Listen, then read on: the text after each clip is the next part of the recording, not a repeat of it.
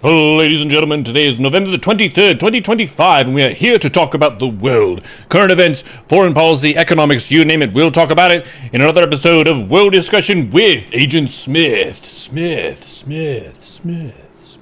Hello. Yo, Hey, how are you? I am well. Arriving victoriously after some epic Dota games. Recently won a match where at the low point our team had a 22% chance to win, I believe, maybe 21%. And you can really feel that when you're in the game, just based on how much your team is dying over and over again and how your towers are crumbling beneath you. Yeah, it's definitely something that you feel it more emotionally than statistically, but then you can see the statistics after, and the game calculates it based on the win rates of the heroes that are in the match, based on the net worth that they have, so how much gold those heroes have. And it basically adds it up of, this team has these 5 heroes and they're this good right now and they have this much money, so you have this percent chance to win. And there are a lot of comeback mechanics in the game that allow the losing team to potentially win. The winning team usually makes mistakes, or the leading team, I should say, because it's harder to attack uphill, it's harder to pursue new area on the map as opposed to defend existing territory. But the average player doesn't know about Defender's Advantage and how good it is, and how there are certain historical battles even that are good points of showcasing Defender's Advantage and how it can be really, really strong. I think one of the ones that comes to mind, it's almost mythical, we don't actually know as much of the super tight details on it, but 300, the Spartans holding against a Persian army, and they ended up losing, but it was a Pyrrhic victory for the Persians in the sense of it was very costly, and they had to expend way more relative troops than the Spartans did. So Dota has similar kind of stuff. I guess you could also say the Finns in the Winter War with Defender's Advantage ended up trading really well. Even though they didn't win, they were able to negotiate for a better position because of their successful defense of themselves.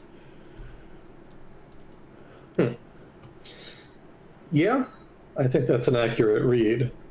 I would point out, though, that they had fortified ahead of the invasion, so they were well prepared for it. It's possible that home field advantage doesn't mean much if the country being attacked has not properly prepared for it. Right. Why did Finland prepare? Oh, they they had every reason to be suspicious. The Soviets were very aggressive over the course of the 1920s and 30s. They picked fights with a number of countries on their borders, so Finland was quite wise to prepare. And their eventual invasion proved them right. What kinds of fortifications did they make? Just the usual type of stuff, interlinked defensive lines of bunkers, minefields, trenches, that kind of thing. Mostly in the south. I don't think it was nearly as thick over in the east and northeast of the country. And unsurprisingly, it was those parts of Finland that the Soviets ultimately were able to break out of into the interior of Finland. They were making progress in the south too, but that took much longer. It was much more grueling. I guess you have different factors, which can be the terrain and the weather, the climate, and just how navigable it is, because certain areas, if it's really easy for big armies and stuff to maneuver, it's a lot harder to fortify those. But if you already have hazardous terrain, we even saw that with the initial Russian invasion of Ukraine, whenever the mud season hit, it's just really hard to move heavy vehicles around if they have a lot of area where they can just get stuck. Yeah, weather definitely plays a role. Although that partly ties into infrastructure as well. Infrastructure can, to a degree, negate weather. you have good roads, good rails, etc., then you can kind of get around that to a degree. Yeah, cases like the Soviet Union and World War II illustrate what it looks like when you have bad infrastructure. Then weather really weighs on the invading country. Because the roads just kind of turned to mush. The Germans noted repeatedly over the course of the war that on their maps there would be roads, but when they actually got there, it was frequently like more It's of a a mud dirt river path. instead of a road. Yeah, yeah. So it was fairly undeveloped, and that was a problem because they weren't prepared for that. What is But the yeah, Battle of definitely. Agincourt? Battle of Agincourt was a battle in France, and ugh, man, I haven't read about medieval history in a long time. I want to say that was the battle where a whole shit ton of French knights got mowed down by English longbowmen. Am I remembering this correctly? It was a battle that happened during the Hundred Years' War, I think. 1415, according to Wikipedia. Yeah, that sounds about right. If it's the battle I'm thinking of, then there was basically an English army rampaging through France as part of the Hundred Years' War. And in this particular battle, a whole shit ton of French knights were able to corner them and basically just charged them in mass. But they charged them basically through shit terrain. I think I remember that it had rained recently, and so the terrain ended up being muddier than the knights expected, and so they ended up kind of getting stuck, basically. Oh. And so their charge failed, and a whole bunch of them were just killed by the longbowmen, who then charged once it became apparent that the French were breaking, and basically just killed a whole shit ton of them. You know, they were all fully tricked out in like knight's armor, medieval knight's armor. So when they fell off their horses in the mud, they basically couldn't move. They couldn't get up. They couldn't maneuver, and so it was very easy for the English to basically just swarm them and kill them. Damn. Yeah, that's the trade-off with heavy armor. You know, it makes you hard to kill, but you lose a lot of mobility. And if you're up against an opponent that does have a lot of mobility, then it doesn't really matter how tough the armor is. They're just going to run around you and then stick the knife in one of the weak points. Yeah. That's crazy. Very smartly taken victory there. Yeah, well, again, mostly due to the terrain and French arrogance, pretty much. Assuming, again, I'm thinking of the right battle. It might be something else. I haven't studied the Hundred Years' War, or really a lot of, I guess it would be high medieval period battles. That period of military history I'm a little weak on. But yeah, that would be relevant to the conversation about terrain and weather. Yeah, that was a fuzzy chord suggestion. You are correct. That is the battle. Cool. I've never heard about that before.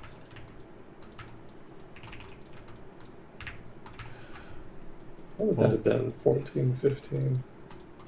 So not in the 1300s. Okay. I was going to say the 1300s was a really shit century for Europe. It was very, very ugly. But technically, this was a little bit after that, though not by much.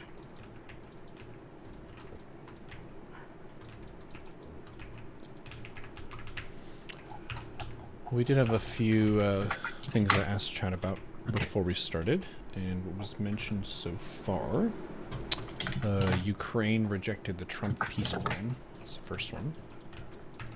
Did they reject it? I hadn't read that they'd rejected it. I saw Zelensky go on TV and say that they faced a difficult choice between losing a prominent backer and the dignity of the nation, but I don't remember hearing an explicit rejection. And I don't think an explicit rejection would be a good idea anyway. That's not really how you deal with the Trump administration. I think it's much better to just say yes and then obfuscate later. That seems to be the much more effective approach when dealing with Washington these days.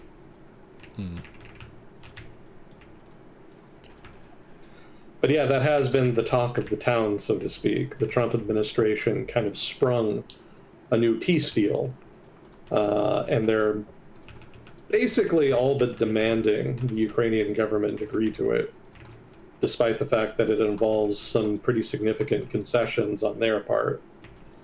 And from what I've been reading, it doesn't seem that Washington coordinated the negotiation of this deal with Ukraine, certainly not Europe. So this all kind of came out of the blue. They basically just produced a peace plan and said, "Hey, we need you to sign this. We need to get this done." So as you can imagine, the Ukrainian government is not happy about it, and they've been complaining quite vociferously. Europe also is not happy about it. They don't like being cut out of a negotiation like this. Keep in mind, the Ukrainian conflict and the threat posed by Russia is a European security threat. So this is something that they are concerned about much more than the United States is. So for Washington to cut them out like that aggravates them pretty considerably. So from what I've seen over the past day or two, since news of it came out, it seems like Europe is going to reject it, probably. But of course, like I said, they're not going to outright reject it. They'll probably just say that they have concerns, but that they want it to succeed. I think that was even a specific public statement released by, I don't remember which country it was, but basically their diplomat made the point that they were very eager to see Trump's plan succeed and were fervently working on making adjustments to make that possible, which is a sort of low-key way of saying it's shit, and we're going to make sure to change it so that it fits our needs. And if you don't change it, then that's not going to happen. I see. Yeah, so the Ukrainian government, meanwhile, is sort of deciding how they want to respond to this. They've been pretty openly skeptical about it, but I suspect they're going to kind of quiet down and eventually get down to their usual approach, which is to kind of go along with Trump on whatever misadventure that he wants to take them on, and then either rely on the Russians to fuck it up, because I maintain that the Russian government isn't really all that interested in a peaceful solution. They seem to be leaning pretty hard on a military solution. And failing that, they can always just sort of obfuscate. Again, they can find problems with the agreement and delay it interminably. And if all else fails and the Trump administration just really pushes them, they can just walk away. And I think what would happen in that case is that the Trump administration probably would pressure them, possibly with a cutoff in military aid or intelligence support. I think I did read an article that suggested that the Trump administration had already made threats to that effect. But I don't think the Trump administration is actually all that committed. In fact, the through line pretty much throughout the second term of the Trump administration here is that they don't actually care all that much about Ukraine. They try to apply pressure in fits and starts to see if they can scare one or the other party into coming to the table and agreeing to something. But given that both Moscow and Kiev are very committed to their respective positions, that really hasn't worked. And I think that betrays a lack of conviction on the part of Washington on this right now. And I think both Kiev and Moscow know that. So I think if worst came to worse and Washington actually did withdraw aid, I think it would just be a scare tactic. I don't think they would actually commit to it for more than a few weeks or maybe a month. And so if Kiev could get through that period, which would be difficult but feasible, I suspect that the aid would start back up again. Because if Washington did that, there would be a big outcry in the United States. You know, in terms of domestic politics, a lot of people would be very, very angry about that. Not even just voters, but a number of establishment political figures in the Senate and the House would be speaking out against that and pushing back. And of course, there would be a lot of pushback from European allies of the United States as well, whom would push very hard to reverse that and possibly take steps to try to offset it in so much as they can. So my reading is that this isn't really like a serious push by the Trump administration. I think this is more in the vein of what they were doing earlier in the year when they were trying to scare Ukraine into making big concessions in the hope that that would lead Russia to come to the table, which it did not, of course. One of the interpretations I've read is that the Russians are trying to take advantage of the corruption scandal that's been sort of plaguing the Ukrainian government for the past couple of weeks. It's the same one we talked about last time, the one having to do with the energy sector and whatnot. So Zelensky is politically weak right now, so it may be that Moscow senses an opportunity to put pressure on them in the hope that maybe in his politically weakened state, Zelensky might be more willing to make more concessions. I've also read that there's some suspicion in Ukraine that Washington may actually be in on this. In other words, that they may have supported this effort to pressure Zelensky because Washington thinks they could get an easy win here, basically, that they could get a ceasefire, possibly a peace deal that they could then take credit for. But like I said, nothing Washington has done, certainly over the past year, has really suggested that they genuinely want to invest in this one way or the other, either in escalating the conflict or in significantly de-escalating. Trump's approach seems to have been to try to grab for low-hanging fruit wherever possible and to shake the tree violently in order to try to shake something loose on occasion. Neither of those approaches have produced results, but the administration persists in doing so, and this seems to be, in my opinion, the latest iteration. So I think we just have to wait this out, basically, until they get bored or distracted and then start focusing on something else.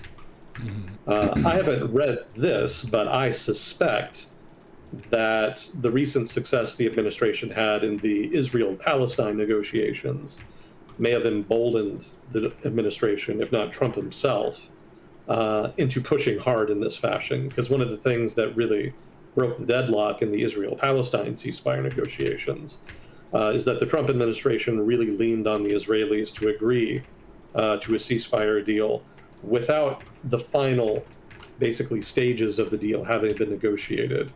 The early stages were clear, but there's no clear peace deal that's going to penultimately end conflict in place right now, because those later stages were left unnegotiated. All of that is sort of pending further negotiations. The Israelis were reluctant to do that, but under American pressure, they eventually did agree to that approach, basically agree to a ceasefire now, hash out most of the details about a peace agreement later. So given that that worked, I think maybe Trump or his administration in general thinks that if he does the same thing with Ukraine, then they can get something similar.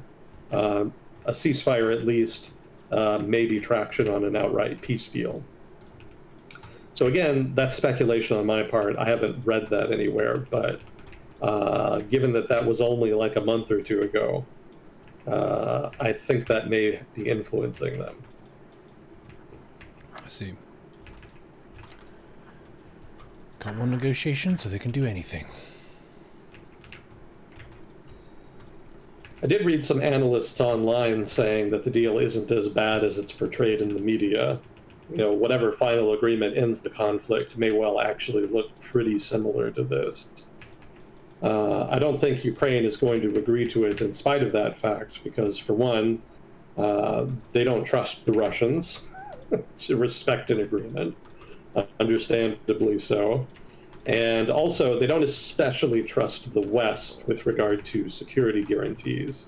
And that's probably the biggest gripe the Ukrainians have about the agreement, as we know it at present, which is that there are virtually no security guarantees. I mentioned before that with the Israel-Palestine agreement, a lot of the details were sort of set to be worked out later after the ceasefire was implemented.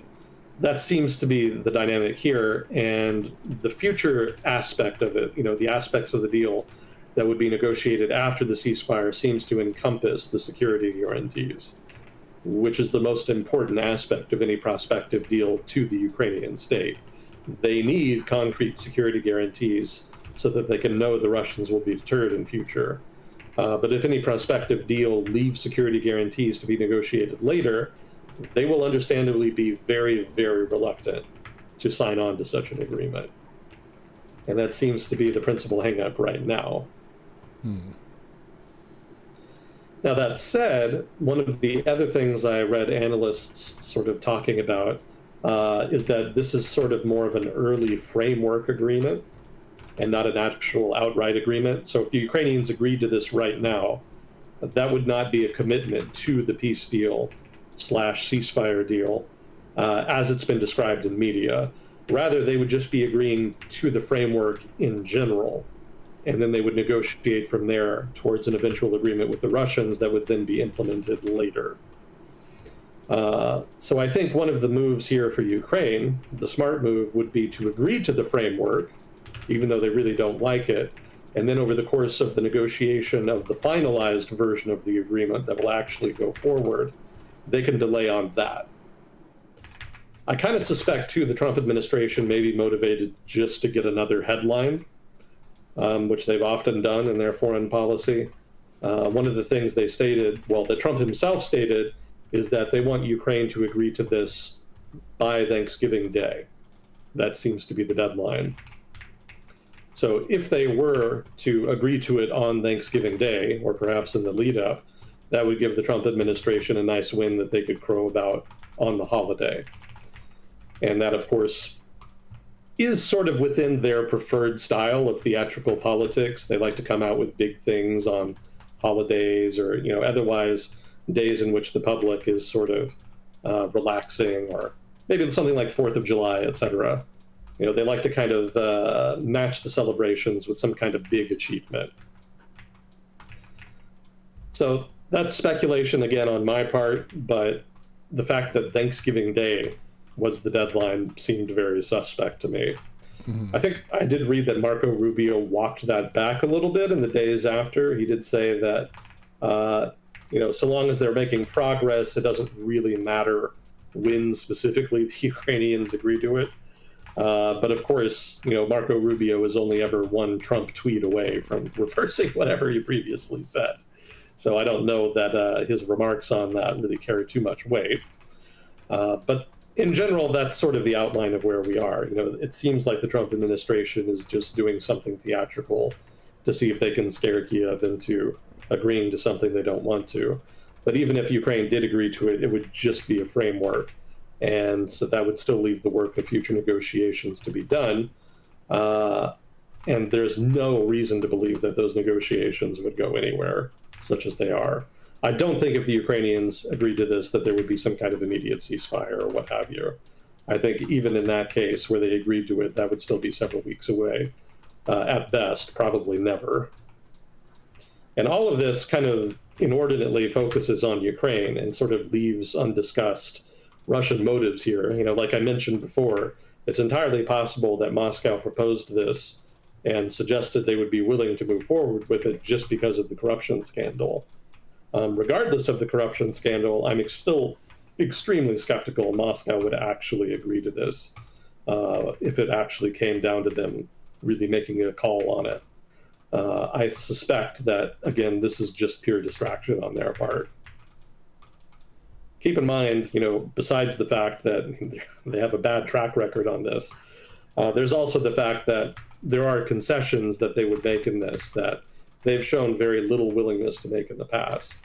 Hypothetically, it's possible they could move forward with them, but I strongly suspect that Moscow is just going to prefer a military solution.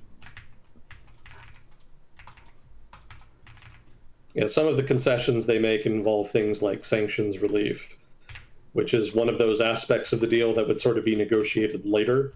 In general, the agreement suggests that there would be eventual sanctions relief, but it leaves ambiguous what kind of timetable would be involved. And I don't think Moscow likes that. I think they would prefer to have some upfront sanctions relief right at the start of the implementation of such an agreement, and that there would be a timetable that would be pretty rigid in scale on how soon given sanctions would be lifted. Yeah, you have to give an incentive, and that would be a direct and immediate economic incentive. I was thinking kind of jokingly in my head, why don't they just collaborate on something business related together because they love business so much? Let's host the Olympics here. Now we have to be nice. Just take it out on the sports. So that's pretty much the gist of it. There's other elements too. I can kind of comment on them real quick, but that's my overall reading of it. Sure. I suspect the administration will pretend they're going hard on this, and then after a month or so, eventually back off once it becomes apparent that nothing is really progressing. So some of the other elements of the deal that Ukraine really does not like involves territorial concessions. Part of the deal would involve the West de facto recognizing the conquered territories as part of Russia. I'm not sure what's meant by de facto. That might mean not officially recognizing them, but otherwise not really punishing them for it, which seems weird. But again, this is all very unclear. And also, this whole thing is a framework early agreement. So this is all stuff that could become elaborated later on. Another territorial concession for Ukraine here would be that they would have to withdraw their military from the parts of Donetsk and Lugansk that they still hold on to. For those of you who are not familiar with the conflict, Donetsk and Lugansk are the two parts of Ukraine that either rose up against the Ukrainian government or were peeled off of Ukraine by the Russians, depending on who you're talking to. I'm generally more inclined to go with the latter framing. But regardless, those were the two provinces they were fighting over in 2014, in addition to Crimea. Ukraine has fought tooth and nail to keep them ever since, so withdrawing from them would be very difficult politically for any Ukrainian government. Interestingly, one of the concessions on Russia's part here would involve the territory that the Ukrainian military withdraws from in Lugansk and Donetsk becoming a DMZ, a demilitarized zone. So the territory would be governed by Russia, but the Russian military would not be allowed into it.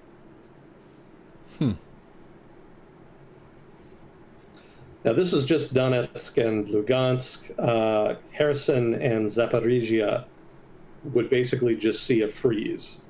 The fighting would end, there would be a ceasefire, but there would be no territorial exchange. Basically, everybody would just stop fighting where they are, and the front line would freeze where it is currently. So beyond territory, there's also prospective restrictions on the Ukrainian military. Manpower under the deal would be capped at 600,000 men, or people, rather. Currently, the Ukrainian military has about 800,000 to 900,000, so that is a significant downgrade. However, this isn't necessarily as much of a concession as you may think, because I saw some people online pointing out that Ukraine would probably, in peacetime, not be able to maintain a military of more than 500,000 men.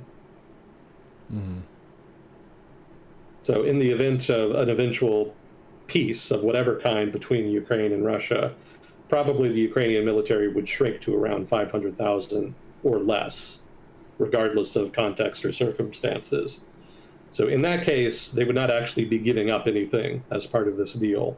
And of course, if there were a renewal of the conflict, they could scale up, because at that point, the agreement would be a moot point anyway. Another restriction on the Ukrainian military, they would have to refrain from ranged fires on Moscow and St. Petersburg. So they wouldn't be able to attack targets in Moscow or St. Petersburg with cruise missiles or drones or what have you. If they did, it would nullify the security guarantees that would hypothetically be made by the West. So this is actually a stick being wielded by Washington here to try to ensure Ukrainian compliance to the terms of the deal.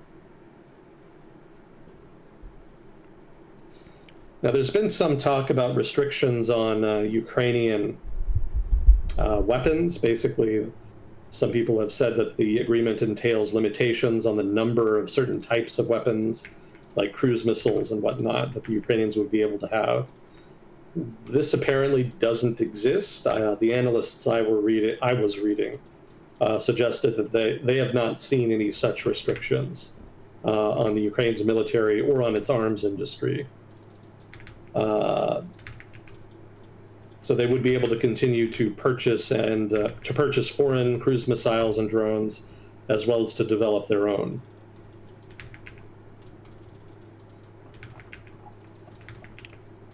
Is there a cap on the Russian military as well? Or is it just Ukraine? None whatsoever. None at all, of course. Let's see, foreign powers. So, as part of the agreement, no foreign military personnel would be allowed in Ukraine. NATO membership is off the table. They would not be allowed to join, and NATO would have to make that very explicit. European Union membership would be on the table. Apparently, as part of the agreement, Ukraine would be able to join the EU.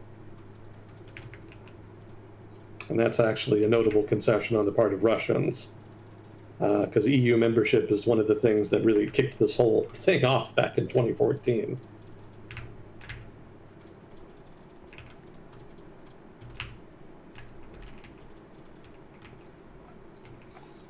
So that's where we are.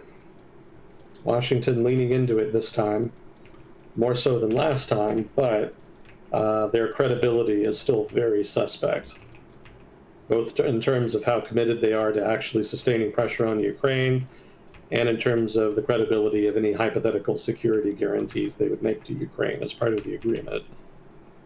So Kiev is quite right to be skeptical here.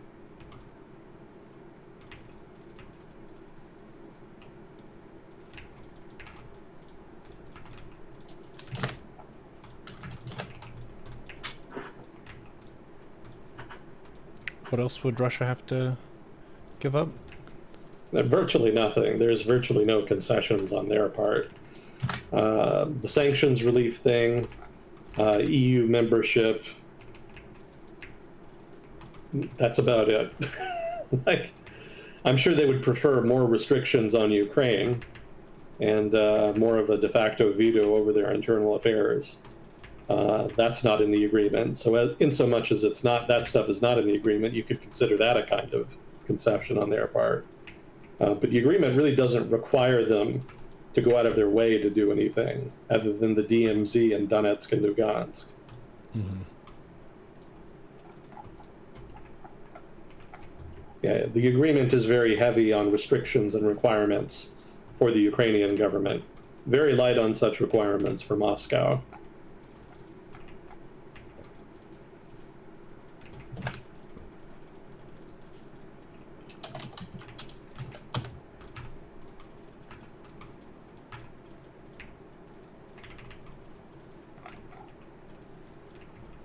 What does Moscow tend to say in response to deals like this that would be heavily in their favor? They've been pretty cagey about this deal since it came out. Actually, the deal was leaked. It wasn't announced. It was leaked the day ahead of a meeting between Ukrainian government and U.S. military personnel, basically high-ranking officers that were coming to pressure the Ukrainians on the deal. And it's not entirely clear who leaked it. Hypothetically, it could have been the Ukrainians themselves, but given how surprised they've been about the agreement, I don't know that they really knew about it beforehand. It could have been the Europeans. They might have known about it beforehand and leaked it. But again, they've been surprised too. So my guess is that the leaker was either somebody in the US government who didn't like the agreement, or I guess potentially somebody in the Trump administration who did like the agreement and just wanted to release it ahead of time in order to ramp up the pressure on the Ukrainian government during the meeting itself. Mm-hmm. But I suspect it was probably somebody who was skeptical of the agreement, or alternatively, it was the Russians who leaked it because they wanted to basically ramp up the pressure on the Ukrainian government, humiliate them, and make sure that Zelensky felt the maximum amount of discomfort. Given that he's already facing a lot of public pressure over the energy scandal, this happening at the same time on top of all that, he really has to be feeling the heat of all of that. So that may well be by design if Moscow was in fact the leaker of the agreement. But assuming the Russians did not leak it, From what I was reading, they were actually in negotiation with Steve Witkoff, I think is his name. He's the real estate magnate that Trump put in charge of these negotiations, which have been ongoing basically since the Trump admin came in back in February. Very little progress, but occasionally Witkoff pops up with some new bit of information about progress or the lack thereof. So I suspect that Moscow is probably behind the recent agreement. They probably decided that they wanted to make it seem like they were willing to push forward with this agreement, such as it is, and got Witkoff to sign off on it as the best possible deal. But Witkoff is not especially experienced in international affairs. He really is like just a pure real estate guy. The fact that he got appointed to the role kind of came out of nowhere. And the Russians have basically just been stonewalling him for much of the past year. And the only times that they've kind of humored him is because they basically want to embarrass Ukraine or some such. I haven't gotten the sense that they've actually been serious about any of the ostensible concessions that they've been willing to make.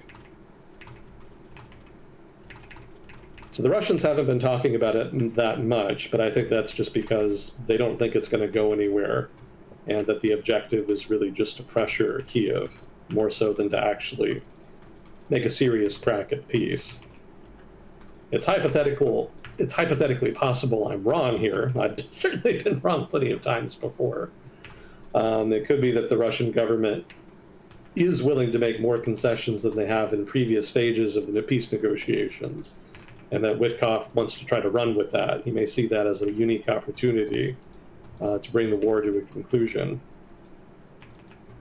If that's the case, the Trump administration may actually be serious about all the pressure they're heaping on Kiev. But if that's the case, that would be new. That would break with precedent that the administration has set with its behavior on Ukraine. So I guess to answer the question, pretty much nothing. In so much as they commented on it at all, they've suggested that there's aspects of it that they don't like, but that they're willing to kind of humor President Trump. That's not how they phrased it, of course, but basically that's reading between the lines. That's the best that they've been willing to, that's the most that they've been willing to commit to it in public as far as rhetoric.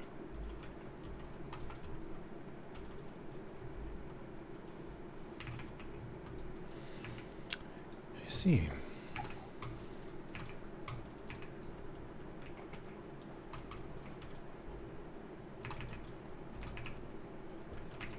Well, what else did you want to get to? There was someone who was asking for the wages and health over time in the U.S. that you did. It was a lot of information. Would you be able to give 3 big takeaways from that discussion? 3 big takeaways. Okay.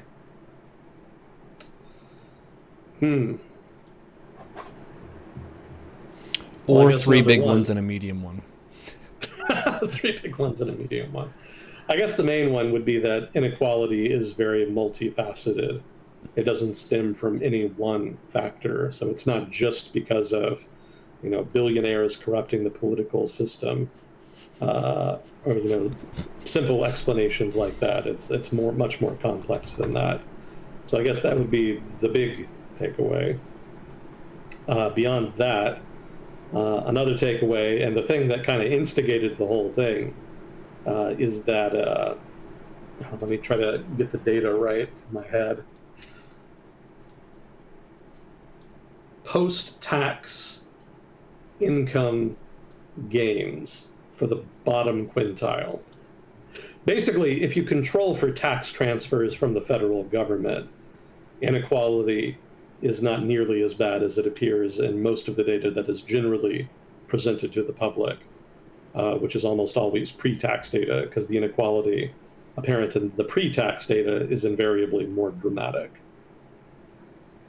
So that's not to say there hasn't been dramatic increases in overall inequality in the United States over the past couple decades, just that it's not as bad as the public thinks it is, because the public is generally given skewed data.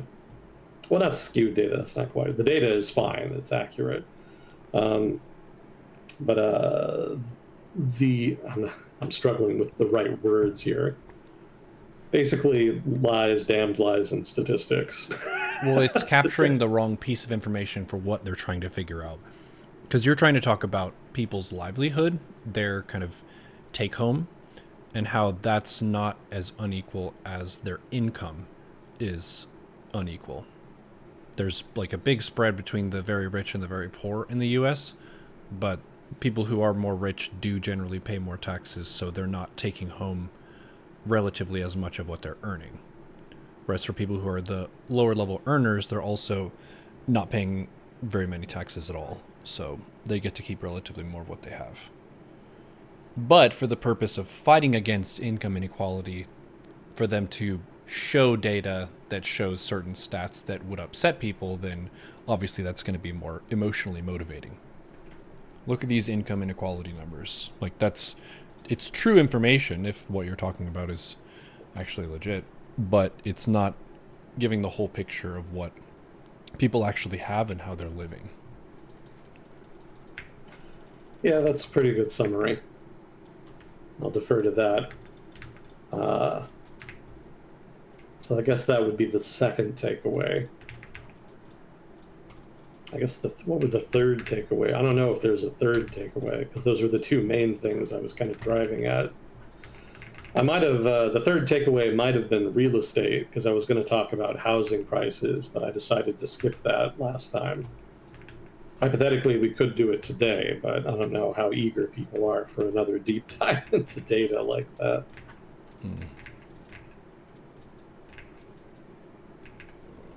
That's the gist of it. Inequality is a multifaceted thing. It's caused by many different factors. And post-tax income for the poorest people in the United States has actually increased notably over the past couple decades. It's not stagnated or declined dramatically. That doesn't mean there hasn't been issues recently, or that there wasn't a long period in which those incomes did stagnate. Sort of the 80s, 90s Reagan period definitely did see a long stretch of time where the lowest wages kind of stagnated or even declined in real terms. But overall, the story is of improvement. You know, like big picture 30, 40 year time series data, like the lowest incomes have gone up when you account for transfers from the government.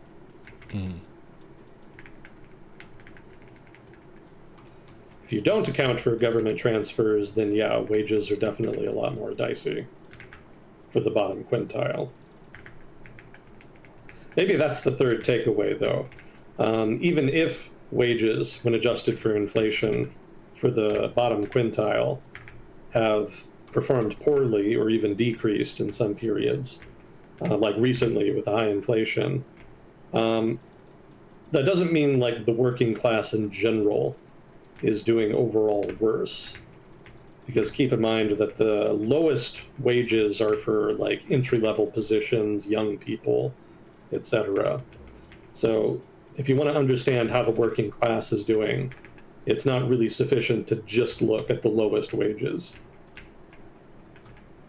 There are people in the working class who make more than that in different types of jobs. It kind of comes down to how you want to define working class. But in general, like if you're very, very young and just getting started, you're in that quintile. But if you're middle-aged and you're working class, you're probably not in that quintile, actually. So it's not entirely representative to say that, okay, this bottom quintile is clearly how the working class is doing. That's the barometer we should use. And if it's going down over time, then that's a problem. That's oppression. You know, that's capitalism treading on the masses. That's not quite true. Capitalism definitely does tread on the masses. There's definitely elements of that. But it's not as bad as people like to make it out, especially in the United States.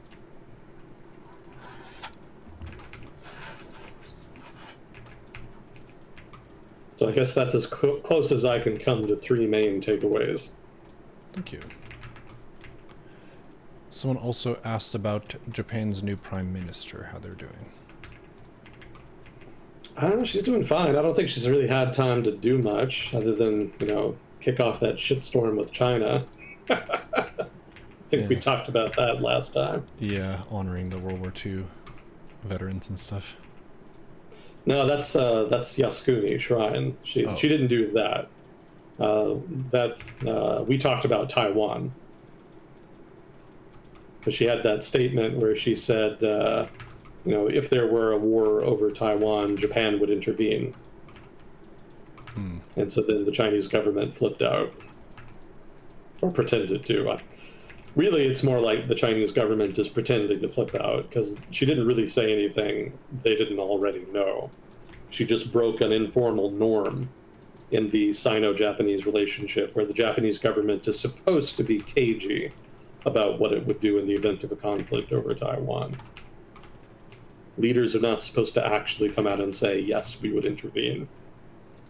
And so Beijing has to engage in a kind of performative punishment of the Japanese government, which is what we've been seeing.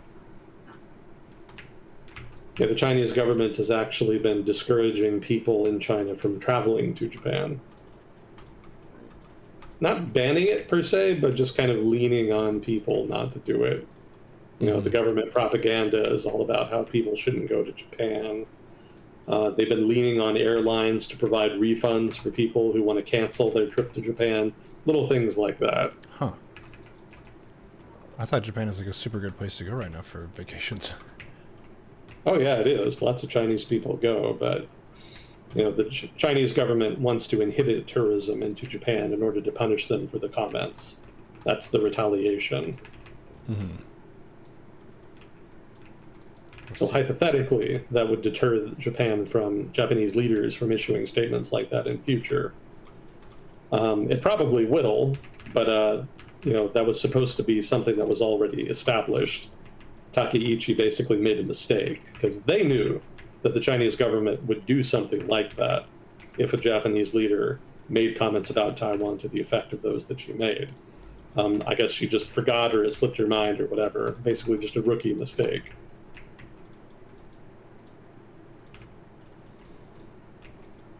It'll all blow over in a few weeks, basically. Because the Chinese government doesn't really care about this, save for the impact it has on their own domestic politics. And within China's domestic politics, it kind of looks bad if they don't do anything about it. The historical relationship with Japan is a little bit fraught on account of World War II. Yeah. And of course, the Chinese government asserts that Taiwan is a rogue province. They assert that it is the sovereign territory of the People's Republic of China. So whenever a state abroad does or says something that would suggest otherwise, Beijing has to do something, not just to reinforce the claim on Taiwan, but also to deter pressure from within China's politics, both from the public and from within the Communist Party of China. There are always nationalists who flip out and pressure the government when they perceive them as failing to maintain the long-term goal of reintegrating Taiwan.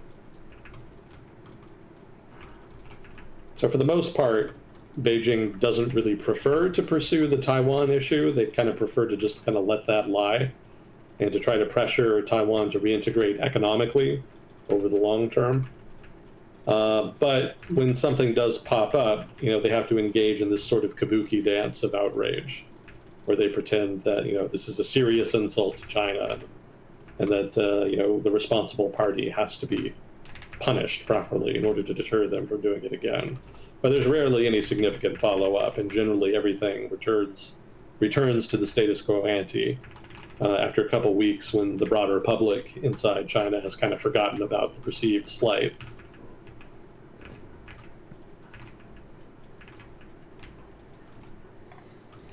Performative outrage. Who gave the best outrage performance? Always plenty in foreign policy.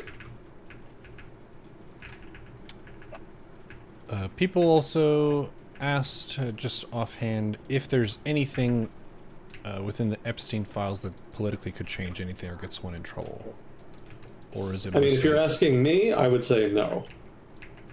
I've been very, very skeptical about the potential political impact of the Epstein files from the start.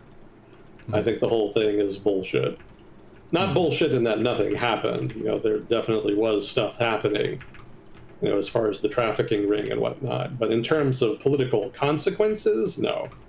I think all these people dreaming about some kind of reckoning where the Epstein files just ruins careers and drives people to stop supporting Trump, that's just ridiculous. It's not going to happen. This is just high fantasy on the part of the Trump skeptic crowd, so to speak. I see. I could be wrong, who's to say? Maybe something will happen this time, but Trump has been very effective at avoiding responsibility, and he has a whole set of institutions, both within and without government, to help him do that. And I don't doubt that this is going to play out the same way as all the other times that he's gotten away with stuff.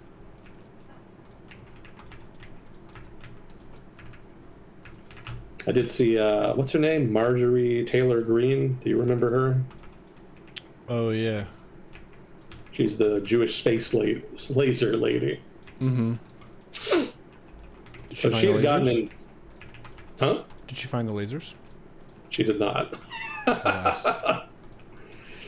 Now, she was getting into a tiff with Trump over the Epstein thing, because she was supporting the families of the girls who were involved in it. And so she was pressuring the Trump administration to release the files. And the Trump administration didn't like that because it ran against their narrative. And so they were increasingly targeting her. Trump eventually just came out and disowned her and said that he would support a primary challenger to her. Wow. And so that kind of set the stage for a prolonged confrontation, basically. And Green just kind of stepped out. Did you hear about her resignation? I heard that she was under fire and stuff and commented on it, but I don't remember exactly. She stepped down. She's no longer a House rep. She fully just quit. Huh. Yeah, something about, I mean, basically she just didn't want to put up with it anymore. That was sort of the impression that I got. Mm-hmm. Which is interesting because, you know, it kind of looked like she was taking a principled stand for a hot minute there. But then when the pressure really hit, she just kind of said, fuck it, and then left. So, like, that's more what I would expect from the Epstein thing. Like, a lot of drama, but no real consequences for anybody. Mm-hmm. Chat saying her resignation is effective in January. Oh, so it's not immediate. Okay. My mistake.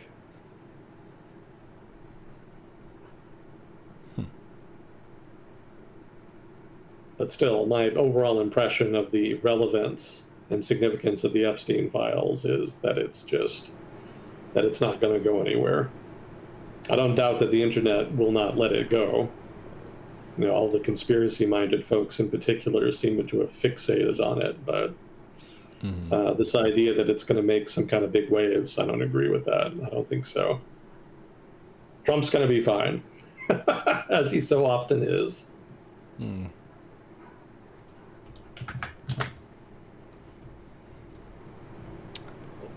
And then chat also asked about the war/situation in Taiwan, which I think you mentioned China earlier.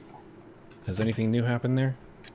Not really. I mean, after the comments from Takeichi, they did kind of ramp up some more games. I think they've been doing some more maneuvering around Taiwan, but nothing out of the usual. That's pretty much their go-to response whenever there's a flare-up vis-a-vis Taiwan.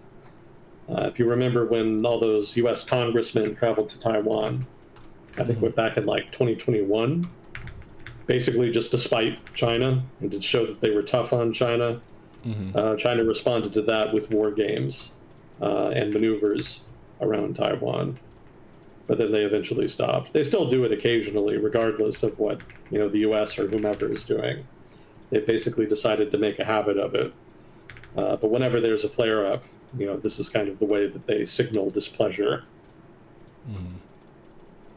So I think that might be what the person asking about is referring to, but it's not like a serious prelude to war. I don't think the Chinese government is really all that interested in a war over Taiwan, quite frankly. It's more trouble than it's worth. The phrase saber rattling comes to mind. Yeah, saber rattling is a good word. Look at these boats we have. Look at how ferocious we are. You don't want to mess with us. Yeah, people in Taiwan are used to it by now. They're very blasé about all of this. Whenever the Chinese government or military starts making threats, pretending to be preparing for a blockade of Taiwan or doing war games or sailing through disputed islands, they don't make a big deal about it like people outside Taiwan do. They're just kind of used to it. It's background noise for them. Mm-hmm.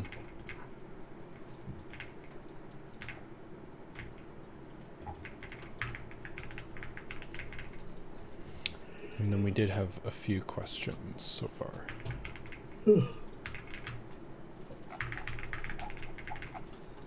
Let's see.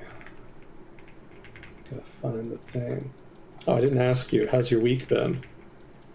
It's been good. A lot of Dota practice. I recently did some replay analysis of one of my matches and noticed a major lack of uptime in the cases where I would indecisively run toward a fight that my team was in and then run away to go farm after that. And for the heroes that I tend to play, it's generally better if I just focus on safely farming, like having the most consistent uptime of hitting the neutral creep camps constantly, as opposed to like trying to gamble on whether my team is going to set up a good fight for me. Because if they don't set up a good fight and I spend time running toward it and then running away from it because it's not doable, then I've just wasted a bunch of time that I could have done maybe 2 camps worth of stuff.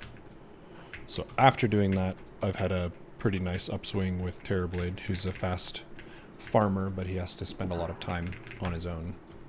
So that was pretty cool. I feel like replay analysis is something that is extremely strong in strategy games that most people don't do, because it's not as fun as just grinding another fresh match.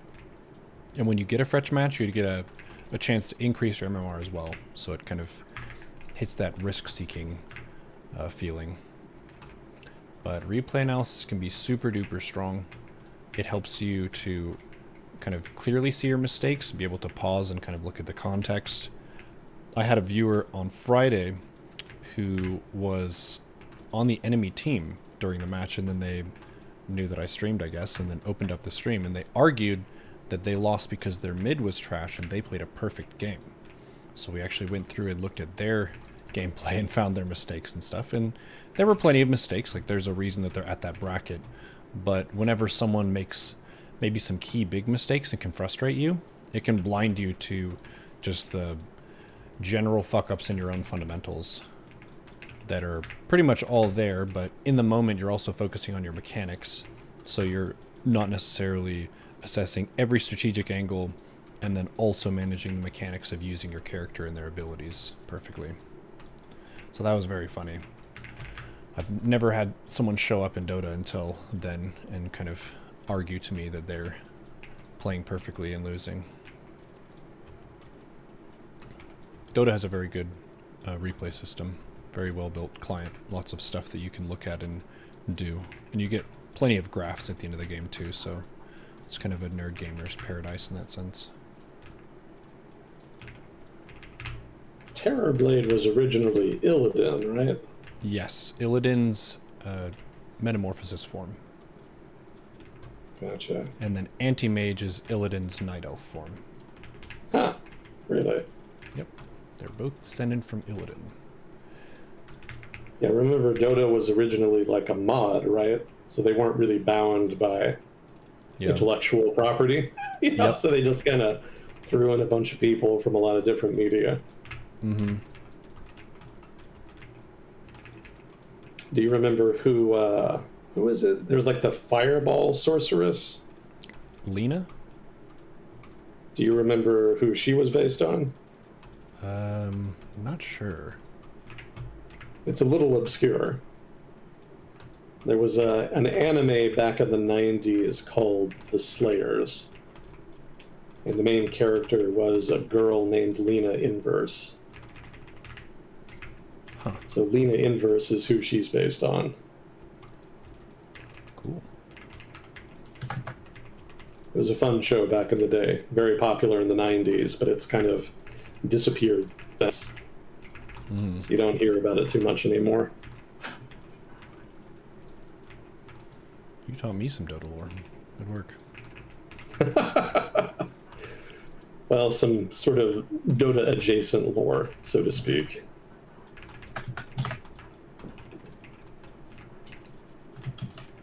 Let's see.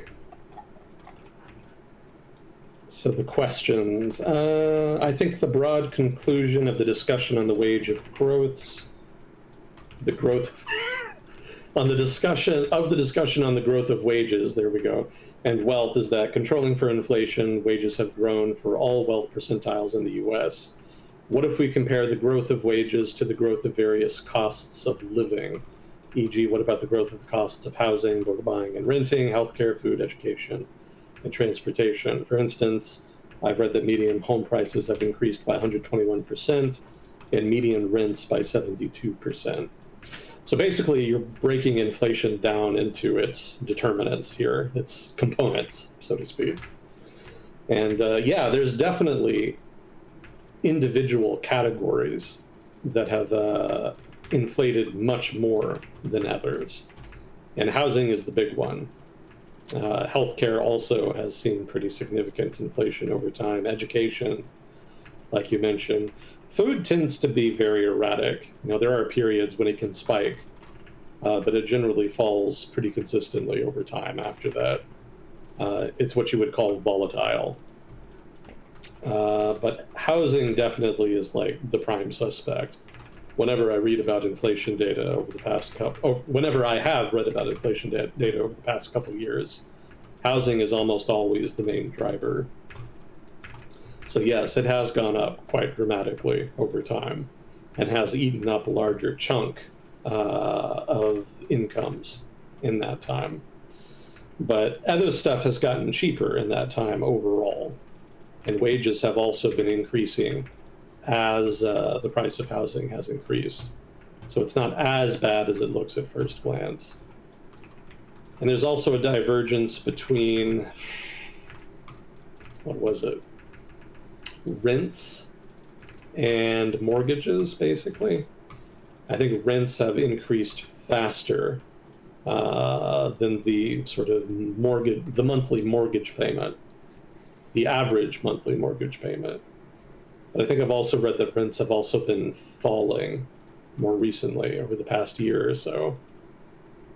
I would point out that there's going to be invariably a significant amount of variance in terms of the direction of the data depending on region. Different parts of the United States generally experience different swings in their respective housing markets. I think I've even read that some states are technically in recession right now.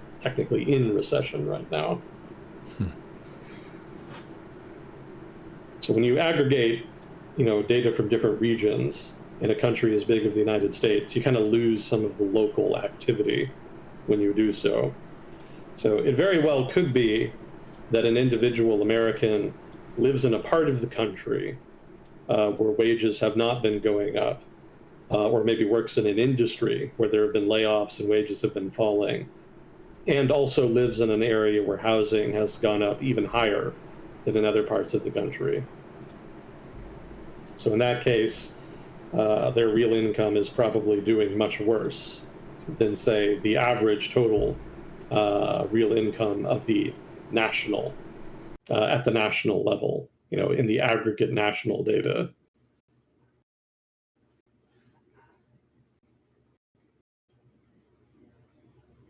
Yeah, that whole thing about housing data, maybe I should take a look at that.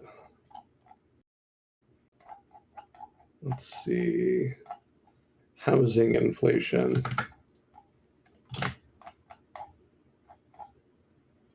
This could take a while, but maybe I can just kind of blow through it real quick to answer the question. So basically, housing is more expensive in the United States, and has gotten much more so over time, to the point where it's really pressuring workers, especially workers with lower wages. However, it's not as bad as people think if you actually kind of dig into the data, which I know is not going to be a popular thing to say, but like that's just kind of how the data shakes out. Um, I had a couple of items here. I'll just try to get through them here. One, millennial home ownership rates are only slightly behind those of boomers and Gen X when they were at the same age.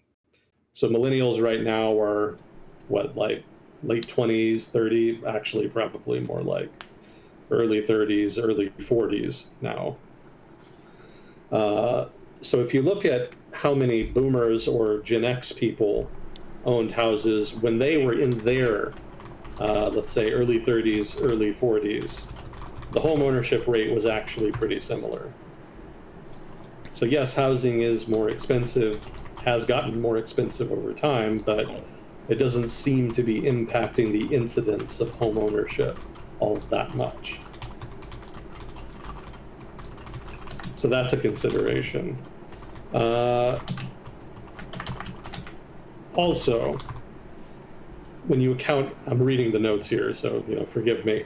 When you account for differences in interest rates over time, so for example, interest rates now are actually a little bit lower than they were, back in the day, back in like the 80s. In the 80s, they actually spiked. There was a period under Paul Volcker when interest rates were as high as 20% in the United States. They fell gradually over time after the early 80s when that spike in rates happened. But it still took a long time to fall to the rates that they've been at for the past 20-some years. And of course, rates have been increasing a bit. So what happens when you compare the cost of housing in, say, the 80s, when interest rates were much higher, to now, when interest rates have been going up but are still lower than historical levels? And what you'll find is that the overall cost of homes, that is to say monthly mortgage payments, if not also the overall price, is actually pretty similar. So basically, yes, the overall price, so to speak, of a house is much higher now in absolute, non-real terms, not adjusting for inflation, or even adjusting for inflation in many parts of the United States, than it was back in the 80s. But when you account for the fact that mortgages had to be paid with much higher interest rates back in the 80s, the average monthly mortgage payment in the 80s, when adjusted for inflation, is actually pretty similar to what it is now.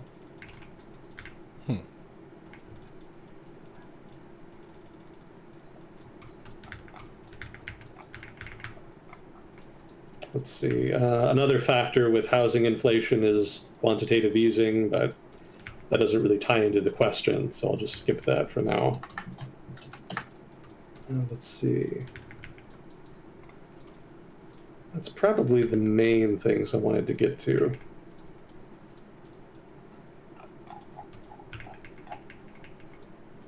Oh, metropolitan areas. So this kind of ties into something I talked about last time. So there has been significant housing inflation, but the vast majority of that inflation is centered geographically in large metro areas. I don't think I have the data necessarily. Oh yeah, I do. Okay. Among the 100 largest markets in the country, so basically the largest metro areas, 48 had a price-to-income ratio exceeding 5 in 2022. And that includes seven markets with a price-to-income ratio above 8.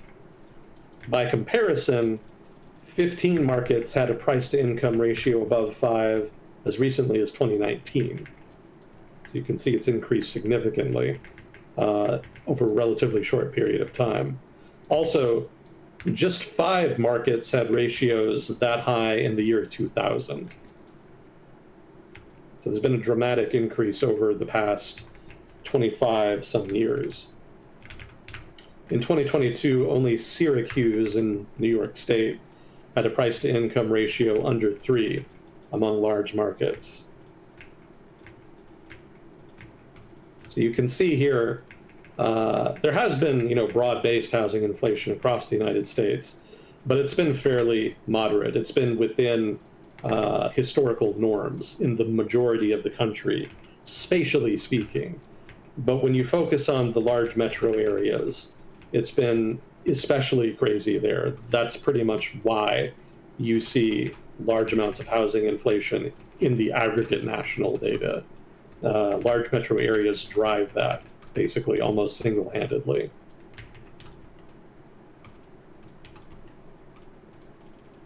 And I wanted to elaborate something too, based off of a comment we got last time. Large metro areas are not large cities per se. You can be a large city but not have a large metro area. Large metro areas are an order of magnitude larger than just cities, and they're a fairly recent development. There's always been large metropolitan areas, but generally you only had like one or two in a large developed country. Like going back 100 years, New York City, Chicago, maybe LA. Well, LA would have been mid 20th century at the earliest that you could consider that a large metro area. So basically New York City and Chicago, for much of the past 150 some years, were the only real large metros in the United States. And now we have a whole bunch, way more than we did historically speaking. And they've sucked a lot. I don't want to say they've sucked a lot of the energy away from rural areas and mid-tier cities, but their ascendancy has corresponded with the decline in rural areas and with non-metro urban areas, so to speak.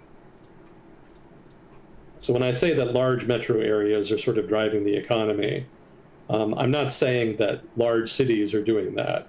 In fact, I want to make it very clear the distinction there. Large cities have done okay in the United States over the past 100 years. A lot of them have really struggled in the Rust Belt, though. In fact, some of them have all but imploded in the Rust Belt. So that's in stark contrast with large metro areas, which have boomed in that same time period. So just understand that there's a big difference between just a city and a large metro area. Large metro areas have only really emerged on a large scale in the past, let's say 60 to 70 years in the United States. And they've grown way, way bigger than they ever have been historically, both in terms of the absolute population that lives there, but also in terms of their economic importance. If you look at economic data for New York City and Chicago like 100 years ago, the proportion of overall national GDP that the municipal, so to speak, GDPs of those cities comprised, it would be relatively low. But if you added up all of the municipal GDP of the largest, say, 50 metro areas in the United States, or even just the largest 20, it's going to be a good chunk of the overall economy, like way higher than it would have been 100 years ago. So the metropolitanization of the United States is a phenomena distinct from urbanization, which is a process that's already played out.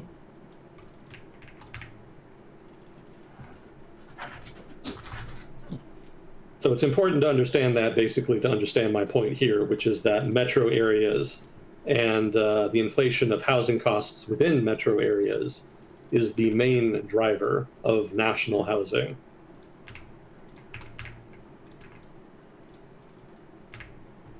And to a degree, that's kind of understandable. If you do have huge numbers of people trying to cram into a relatively small space, you would expect housing to increase in price relatively dramatically. And that's effectively what we've seen. There's other factors beyond just population growth, in migration, both from within the country and from other countries. But just that underlying fact is an important consideration. In other words, there should be more housing inflation in large metro areas than either in cities or in rural areas in the United States. That does make sense, especially when you consider how much economic growth has been happening in those cities over time.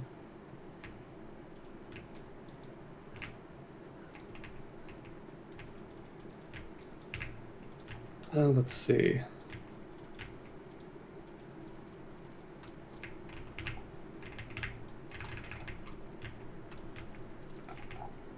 Well, I guess I could talk about some of the other factors here driving housing inflation. One, and this is just kind of a grab bag of different things. One, there was a long period of low interest rates, followed by higher interest rates. So we had like very low interest rates through the Greenspan era in the 90s and aughts, and then through the teens in the period of the post financial crisis quantitative easing.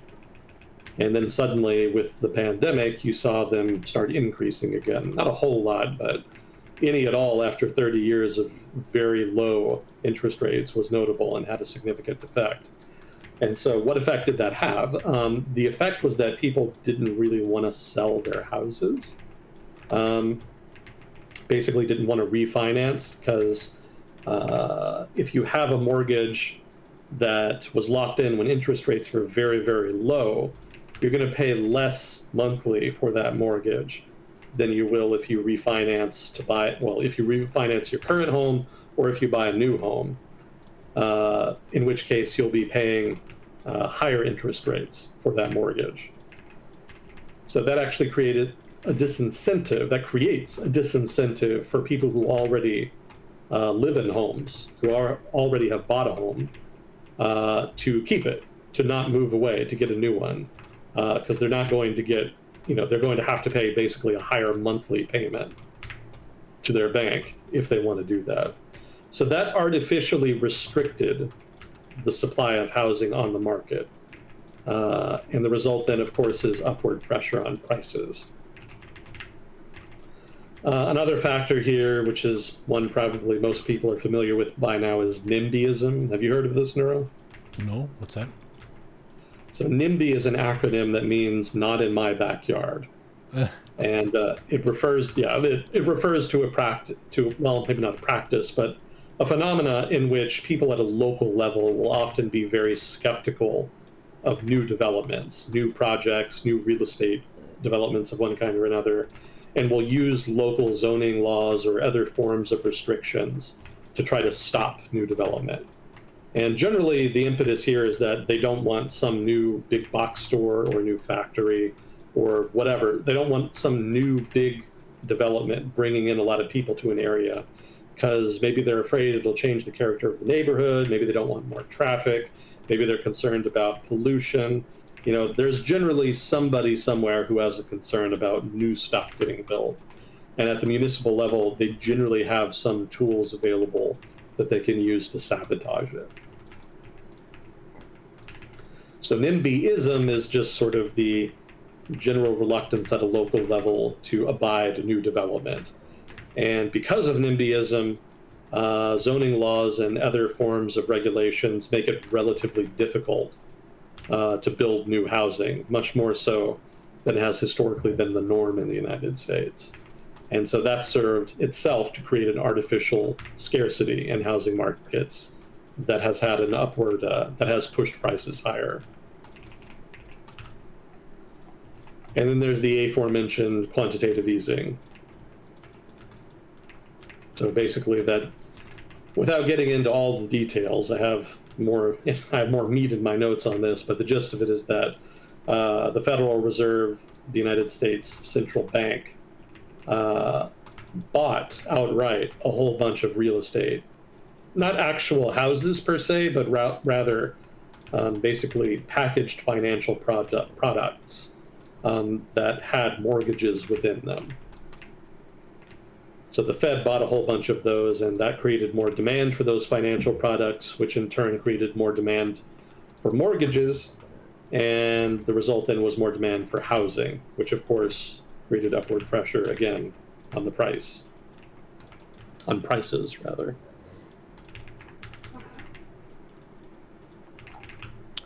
Thank you for the breakdown.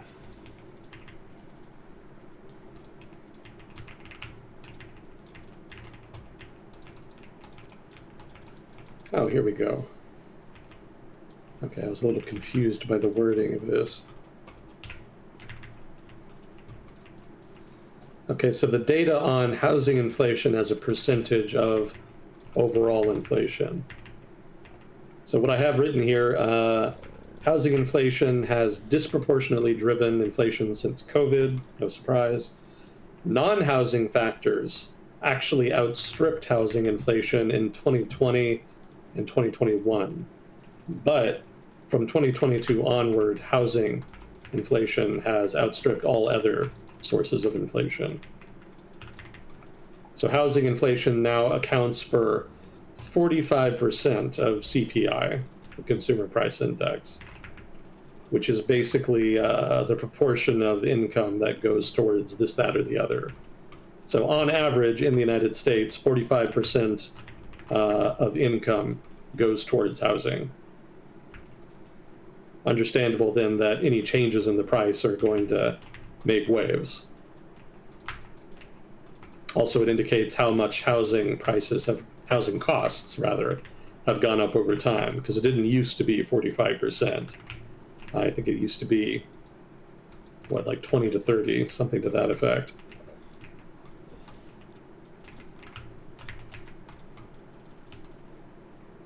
Let's see. And it goes down to 36% if you just look at shelter costs, which is a little different than housing costs. I thought that was an interesting tidbit. So housing costs includes not only the cost of the house and monthly mortgage payments, but also things like maintenance, home furnishing, that kind of stuff. Shelter costs, by contrast, is just the cost of the house and mortgage payments. So housing costs, the more all-encompassing statistic, that's 45% of CPI, but if you look at just shelter costs, it's only 36% of CPI. That's still most of housing costs. That's like 80% of total housing costs, but still a little bit lower. Just some trivia for you, basically. Nice.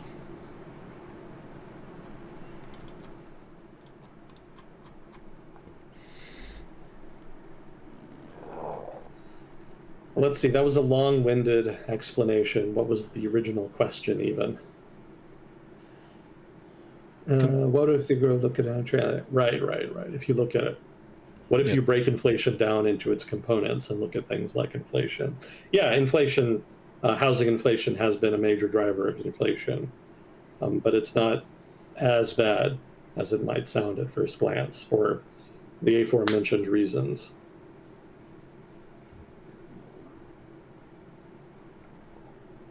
Nice. So let's see. Around 10 days ago, the U.S. announced trade deals with Argentina, Guatemala, Ecuador, and El Salvador. I've heard the last week that the deal benefits the U.S. more and that it doesn't take the rest of the country's needs into account. Do you agree? Feel free to add anything else to it. I think basically the Trump administration just wanted a short-term quick win to try to show that they're addressing inflation. Because one of the contributing factors to the Democrats doing relatively well in the elections this past November was public consternation about high cost of living, or at least rising cost of living.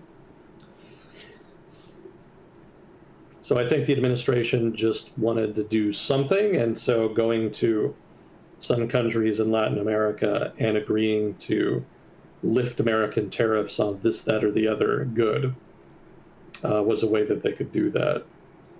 So yes, the agreements were not all that all-encompassing. I don't know that Latin American partners really got a whole lot out of them, but I don't think that it was really meant to be an all-encompassing set of agreements.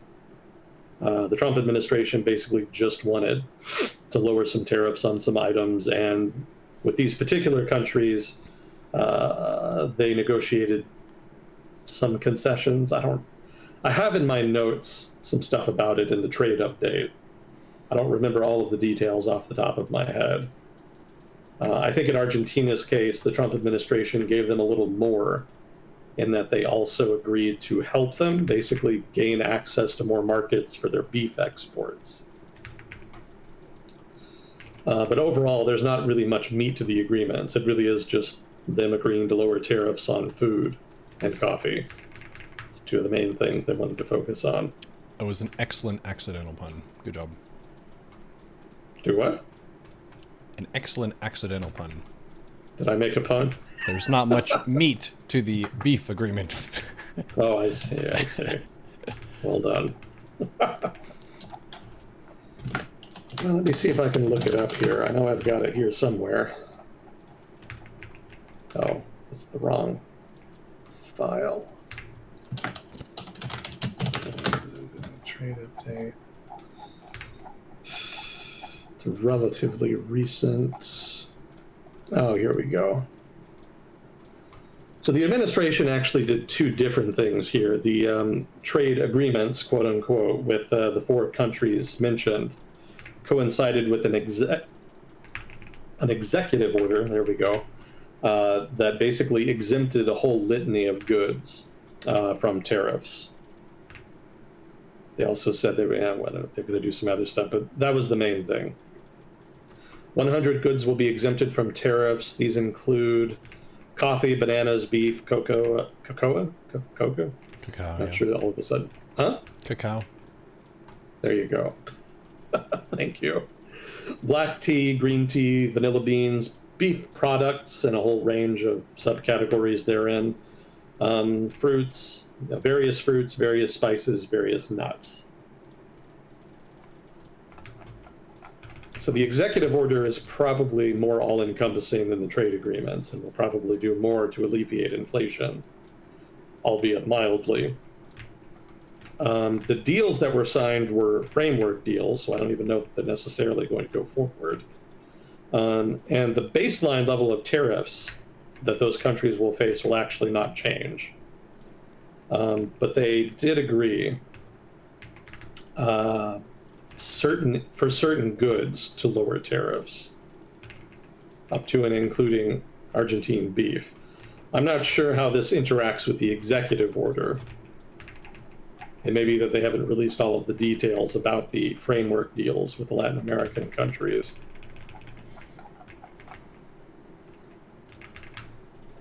But I don't think it can be said that the agreements didn't take into account the needs of Ecuador, Argentina, etc. I mean, technically, they are gaining more, not less, access to the U.S. market for their exports. So they're actually better off just with the U.S. lowering tariffs or exempting, these goods. So right away, they're actually benefiting. I don't know that additional negotiations would have been helpful. Probably Washington would have just demanded stuff from them so that they could, make the deal even somehow. So I'd say they were getting off pretty well here. The Trump administration wanted to lower tariffs, wanted to exempt these goods from tariffs, such that countries that export these goods benefit. So just the agreements, in so much as they are defined by that, I think are just inherently beneficial to them.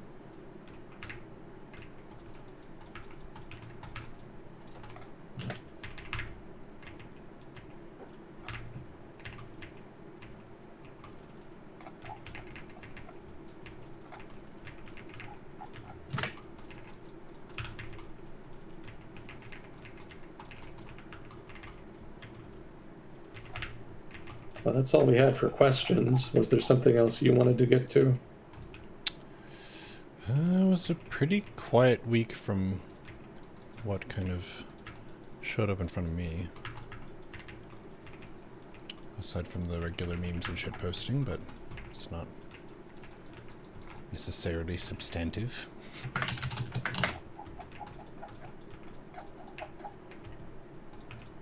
Oh, you may be interested in this. So Australia has been doing what it does best, which is to ban things. And they've been basically making a list of social media companies, quote unquote, to which they will ban access for people under 16 years of age. And the idea is to protect children from algorithms, social media, just sort of the whole shebang, basically. Mm-hmm.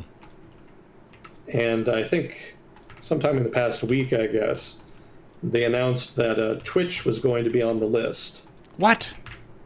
Yeah. Huh. Crazy. Now, it's important to elaborate here. They're not banning, these websites, applications, however you want to frame them, outright. So it's not the case that if you're under 16 years old, you won't be able to access it. You'll still be able to go on and like watch Twitch, or get onto Facebook or whatever. But what you won't be able to do is make an account. You won't be able to have an official Twitch account or a Facebook account or whatever. So what's the point? Well, the point is to stop these companies from gathering data on them. Basically, that's the gist of it. I see. Hypothetically, they still could, even without the account, but obviously the account makes it much easier and allows them to do more correlation. They can get more out of that. Get more out of somebody with an account than somebody with one. Without one.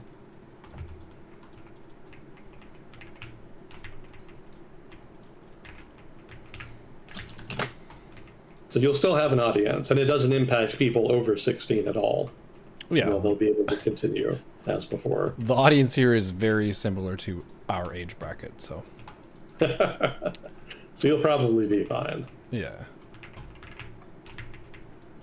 I think it's Australia and the UK that have had the most kind of random internet restrictions. Yeah, the UK has been on a tear the past year or two.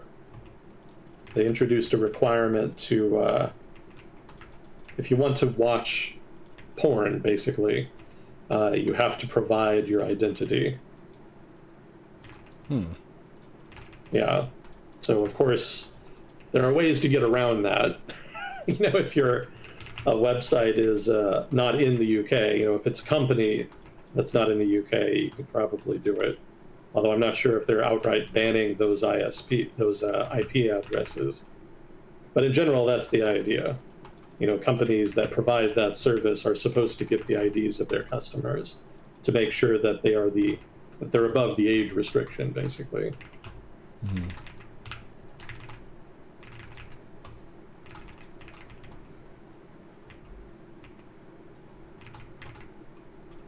Yeah, there has been a bit of a push to kind of regulate social media more over the past couple of years.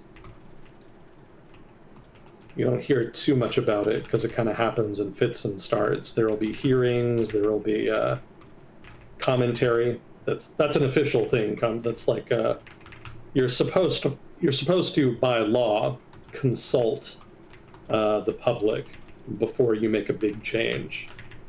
I guess I'm talking about the United States, but I imagine other developed countries have similar rules. So basically, when they're considering a major new regulation, they'll have a period of consultation when they'll allow the general public as well as interested parties to come and comment in order to kind of weigh in on the design of the regulations.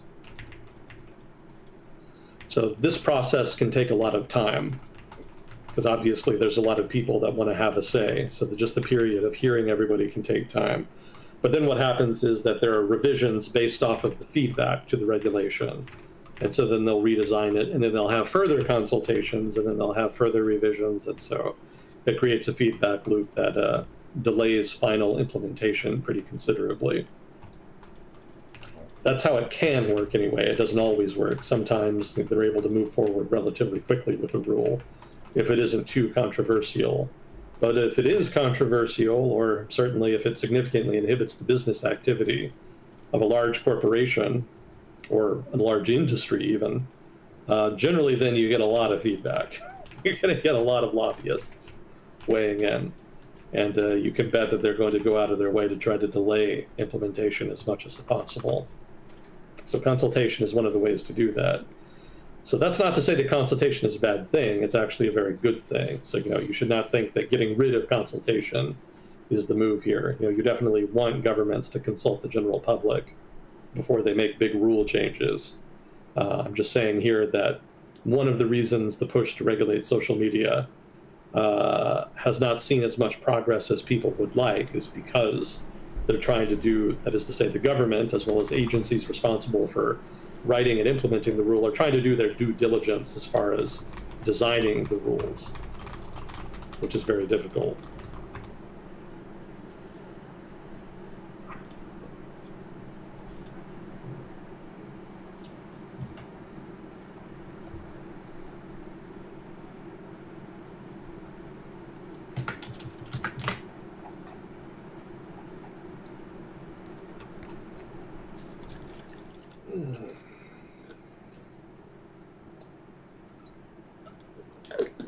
You want to know the dumb thing I did last night? Yes. So I thought, stupidly, that I would just play 1 hour of RimWorld. Mm-hmm. And I should have known better, because RimWorld is not the type of game that you just play a little of. Invariably, it sucks you in. If you start it up, you're going to be there a while. What was your objective this time? It had been a while since I played it, so I kind of wanted to see what changes had been made. You know, the dude who makes the game, and it basically is just like a dude, occasionally makes big updates that introduce new features. So I was kind of curious to see what had changed. Nice.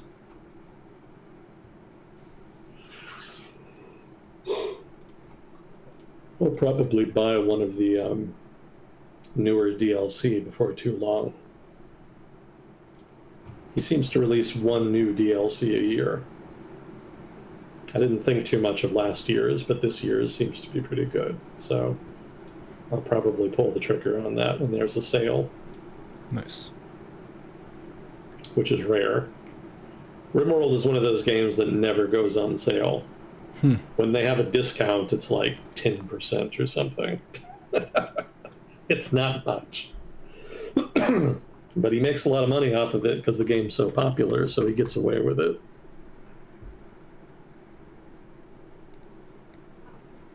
Yeah, I think that's good, though. It's better to have a really high-quality product and be firm about the price of it than to serve shit for shit prices. Yeah.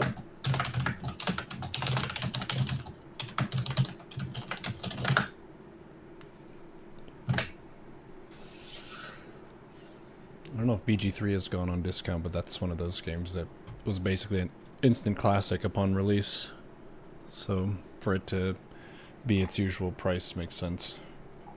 Because they have relatively more quality poured into the price point compared to other $60 games.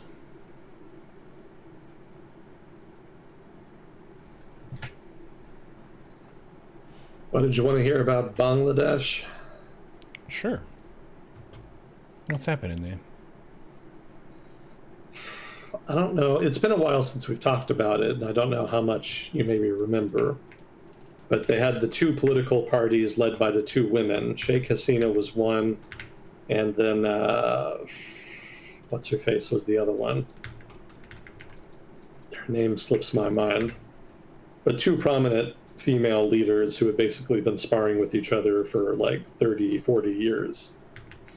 And then one of them eventually outmaneuvered the other effectively, and she's been in jail since then. Well, the one who was outmaneuvered ended up in jail. Clearly.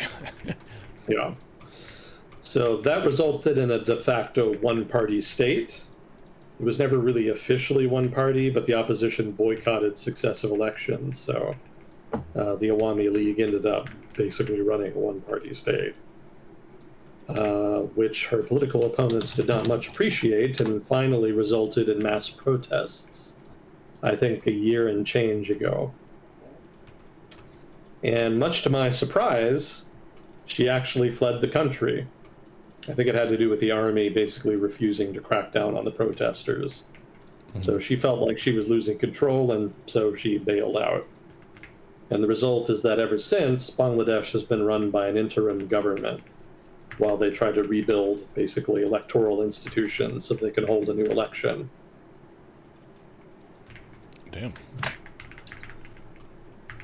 Yeah, we talked about it at the time, but we haven't really talked about it since. So what's been happening since then is that the interim government found this famous economist named Yunus, a Bangladeshi, and gave him the job of running the government. He's been the interim prime minister. And, he's pretty popular with the public, but his hands are kind of tied as far as like major reforms. He doesn't really have the legitimacy to do too much beyond just trying to prepare the country for new elections. The one thing they did do is put Sheikh Hasina on trial. Now, she actually, again, fled the country, so she's been in India, so she has not actually been present for these proceedings, but the court case has gone on anyway. And I think this past week, it was clear that they were approaching a verdict, and that resulted in a significant amount of protest. Because the expectation was that she would be sentenced to death after being found guilty, basically, of being implicated in the violent deaths of protesters at the hands of her security forces and people working in or with her political party.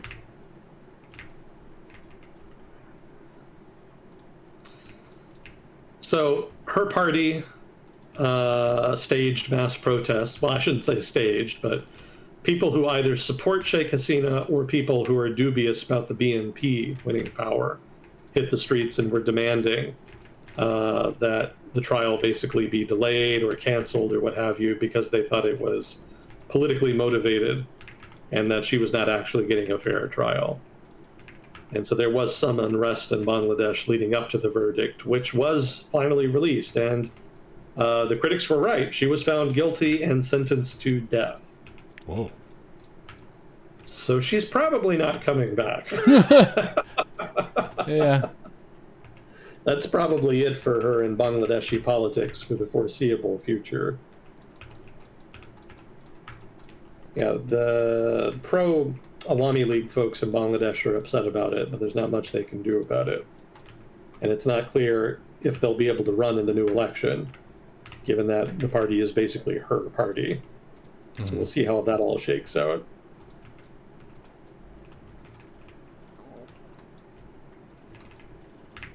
But that's been the drama there recently. It's pretty spicy. Yeah, a little bit. She's not going to be killed, so long as she stays in India anyway, which she almost certainly will. Yeah, it's effectively an exile. Yeah, effectively. Now, the Bangladeshi government has been asking the Indian government to extradite her, but the Indian government is not going to do that because the Indian government had pretty good relations with her while she was leader of Bangladesh. And so they don't want to be seen as throwing a former ally under the bus.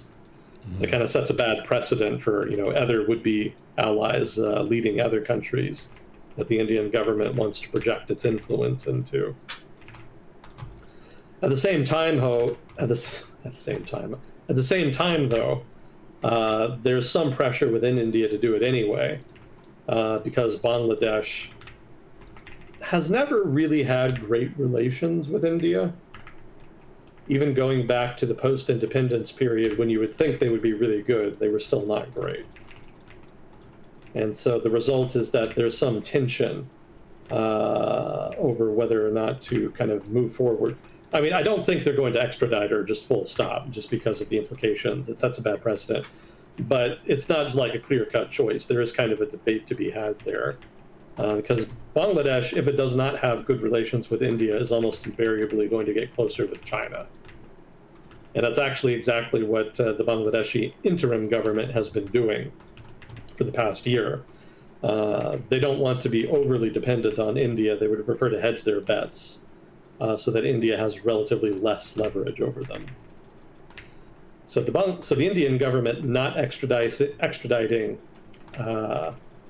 what's her name? Now I'm remembering the other woman's name, Khalid Zia. Sheikh Hasina, there we go. So not extraditing Sheikh Hasina exacerbates that tension in the Indo-Bangladeshi relationship.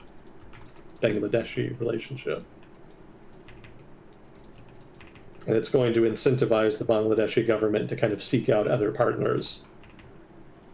Now, that said, I think there's a cap to how far Bangladesh is really willing to go. I don't think they'll fully align with China, for example.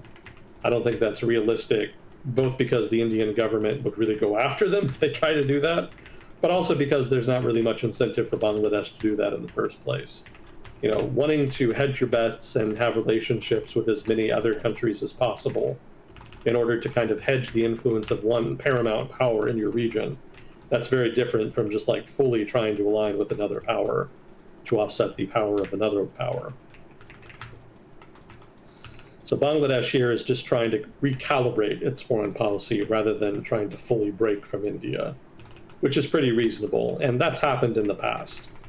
After independence, Bangladesh was sufficiently skeptical about India owing to things like border disputes, treatment of, perceived mistreatment of Muslims in India, and other things like that, water disputes, territory, immigration disputes. All of that kind of fed into mistrust towards India. And so the result is that relations were not that great, but they were never so bad as to lead Bangladesh to align back with Pakistan or align with the Soviet, not with, so I guess it would be the United States in that case. They never did anything overtly threatening to India, even when relations were kind of sketchy. So relations improved relatively considerably under Sheikh Hasina's government, the period of de facto one-party rule. But now that she's gone, I think it's just going to revert to mean. I think to the mean. that reversion to mean. Thank you. I suspect that's going to be the course, rather than a dramatic realignment for Bangladesh. And some fun statistics for you. More than 75% of Bangladeshis view ties with Beijing positively, as compared to just 11% for India. Yeah, people in Bangladesh kind of associate the Indian government with Sheikh Hasina on account of their good relations, and so they partly blame India for Sheikh Hasina being able to stay in power for as long as she did. And so now that India is refusing to extradite her, that general negative impression is even worse. It'll probably improve with time as people kind of, I don't want to say forget about the change in government, but memory fades with time and people will focus on other stuff. So over the next 5 to 10 years, relations will probably be restored to something resembling the status quo ante. But for now, India is kind of in the doghouse as far as Bangladeshi public opinion.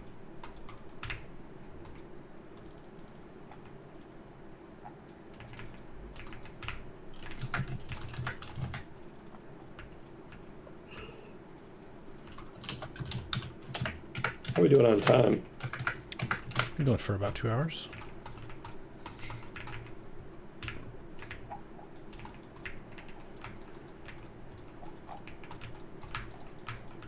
I don't think we do. We have any more questions, or is there anything you wanted to get to? Don't believe so.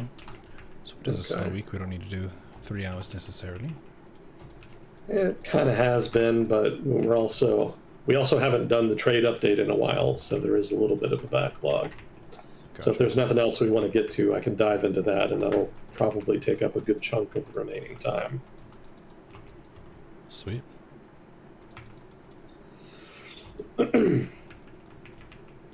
let me get a drink of water for this. Chat, stay hydrated as well.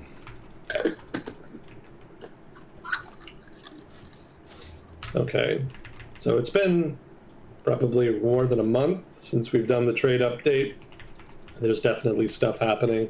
We already talked about a little bit with the trade deals with Latin American countries and the exemptions for basically food of one kind or another. So that's part of it. But also there's been a couple other items. So before the APEC summit, in which China and the United States kind of agreed to de-escalate trade tensions, which was predictable. We talked about that a couple weeks ago. Before that, one of the ways that the United States was ramping up pressure on China was to be more thorough in their restriction of certain items.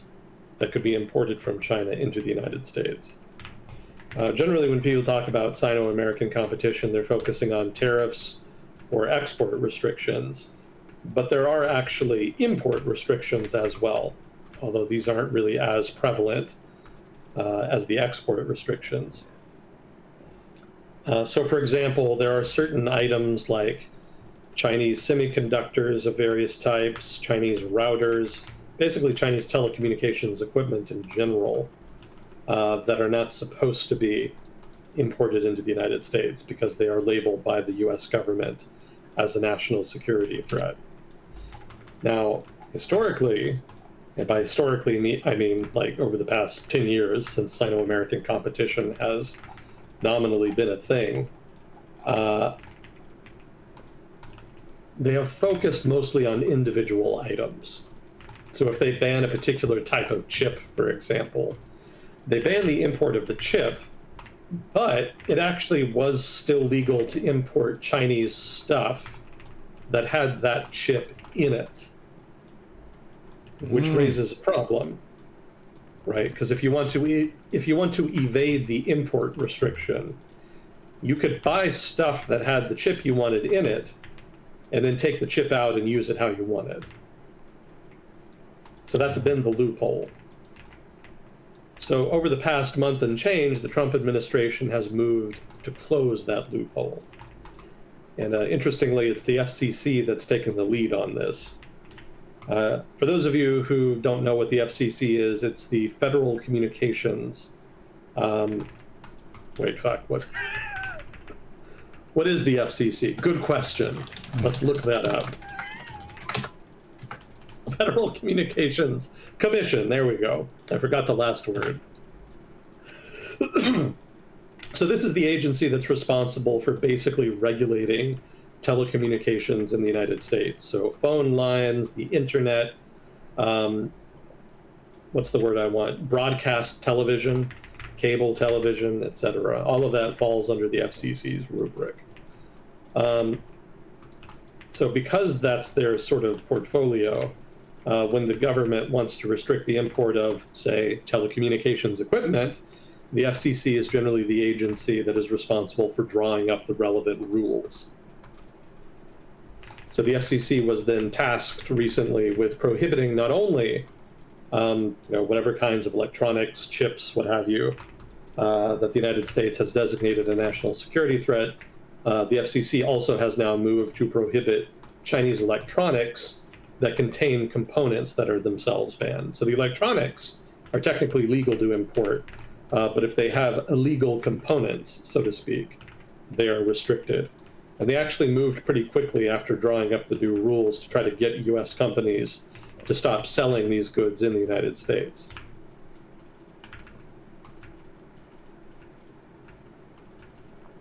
They've also been doing some other items here as part of this general effort to pressure China.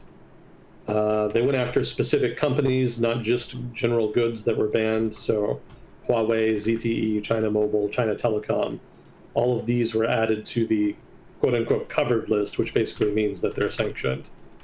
So anything from them, technically, you're not supposed to import into the United States. Let's see, the FCC also announced new investigations into some Chinese companies that were already on the covered list. Let's see, and then they're targeting Chinese labs. That was a weirdly specific one. Basically, the FCC withdrew recognition from 7 test labs that were owned or controlled by the Chinese government. They cited as the impetus national security concerns, quote unquote. So basically, there are some electronics that are still legal. They don't contain illegal components. The goods themselves are not banned. The companies that make the goods are not banned. But you still would not be able to import them unless they have proper, basically, certification. And you have to get that from a certified lab. And so if you take away the certification of the labs that have been doing the certifying, that good de facto has been sanctioned. You won't be able to buy that because they won't have gotten properly certified by a lab. Now, hypothetically, they could just get a certified lab from outside China or what have you, which is probably what they'll do. But this just adds extra cost to the process. It's going to be more expensive to do that than just do it the traditional way of using a certified lab within China. So these are some of the little ways that you can needle another country in a trading relationship. Any individual action by itself is not all that inconvenient, but in the aggregate, they can have a notable economic effect. Let's see.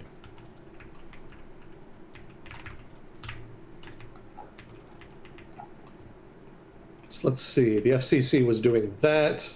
Oh, do you remember us talking about the Trump administration wanting to create new fees for cargo ships that were manufactured in China?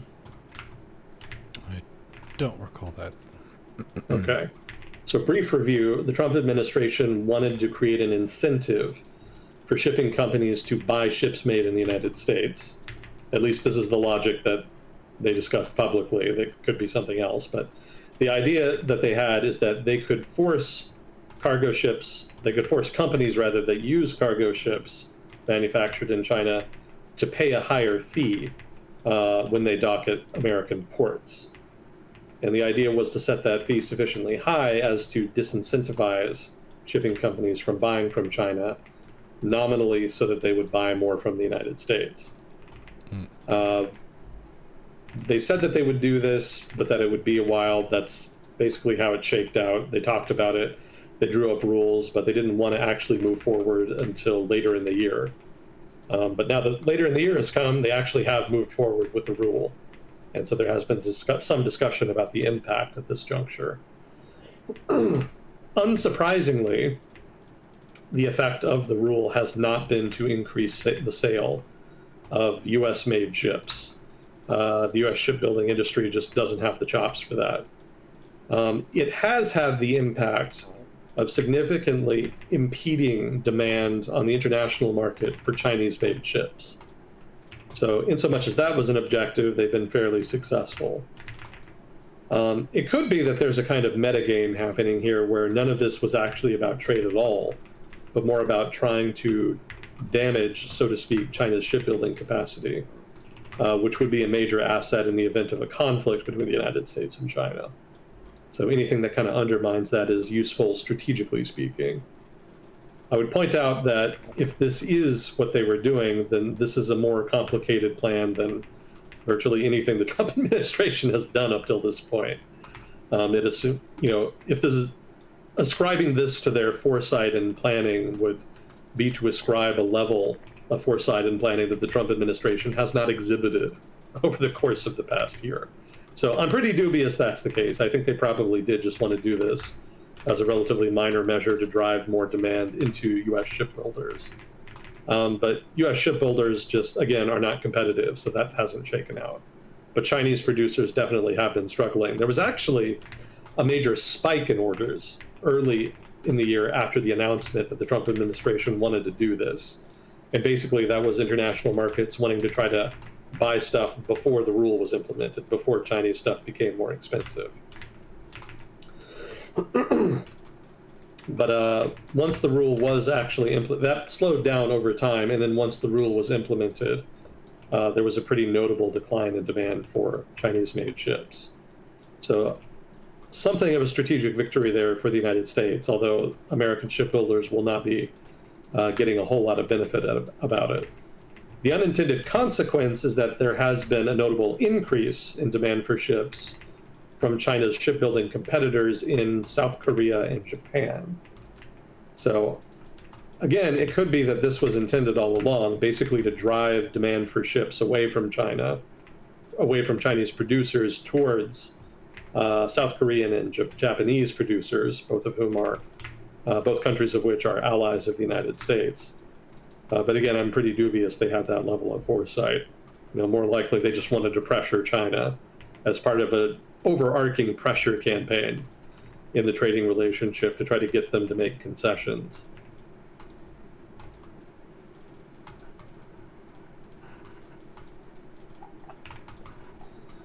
Let's see, the overall impact of this on international trade in general, not just Sino-American trade, but just global trade in general, is going to be pretty minimal from what I was reading.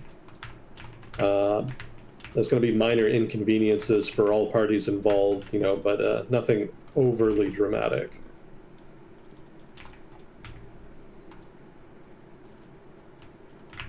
Let's see if I have the data. Yeah, orders for new ships from Chinese producers fell 23.5% over the first 9 months of 2025. And apparently the drop in orders for large container ships was particularly sharp.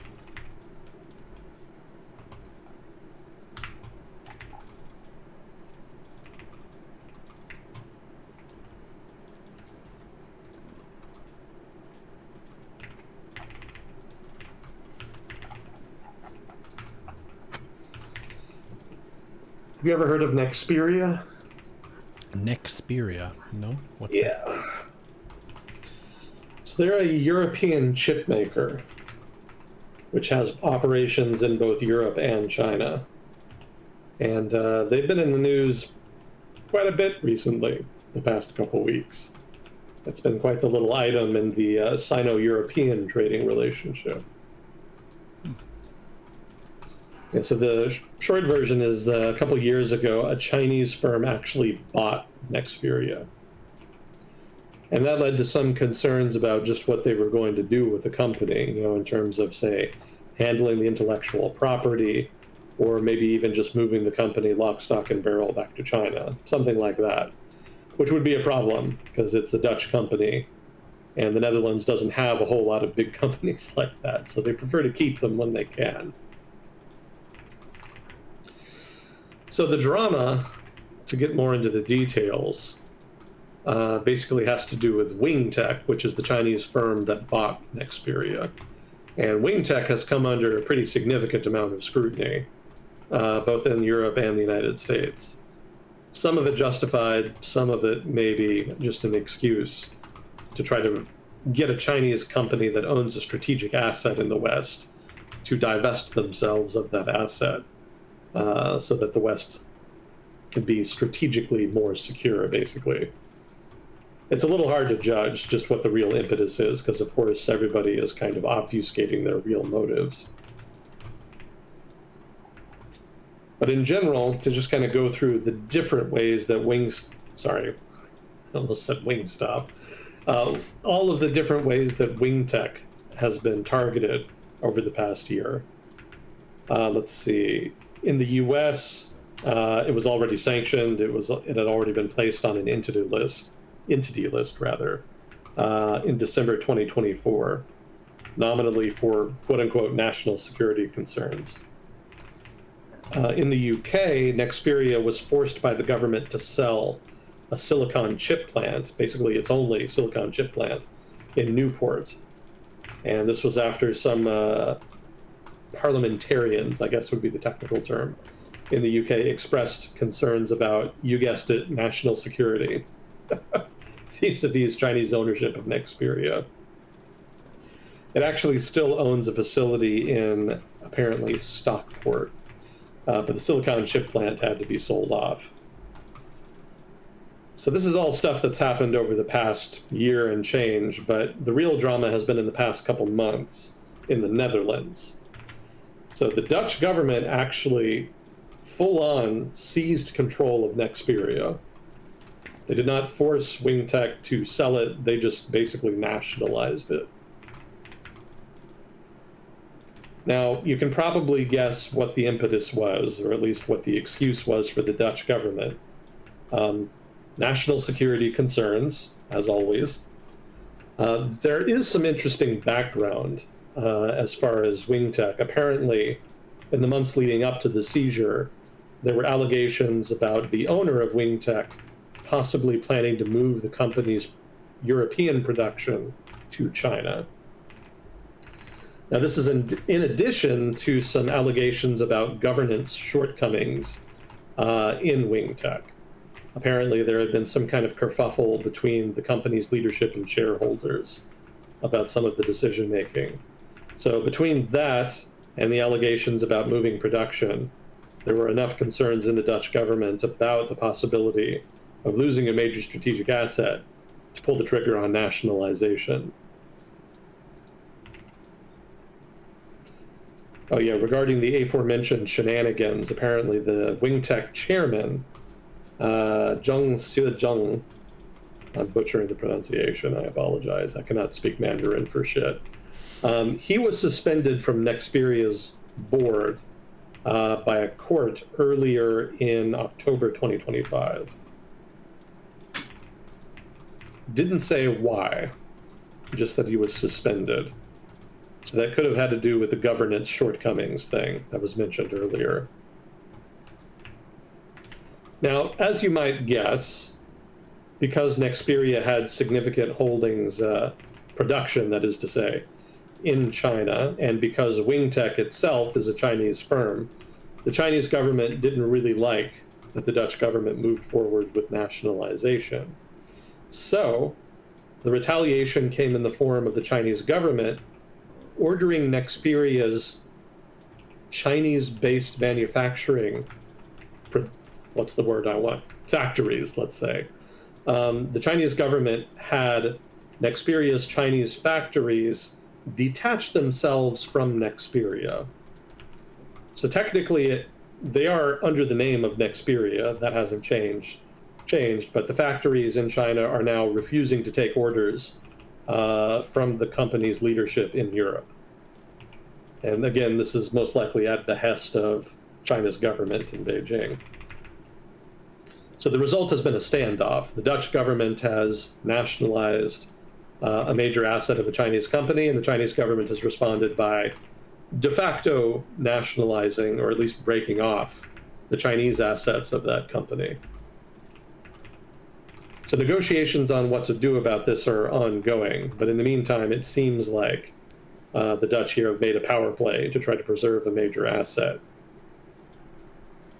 although it may come at the cost of whatever production facilities they had in China. That's likely a trade-off that I expect the Dutch will be willing to make. Although ideally, I'm sure they would prefer to negotiate some kind of settlement in which they regain those assets, but we'll see. But this is the latest flare-up in terms of Sino-European tension. Not really as flashy as Sino-American tension, but it does happen.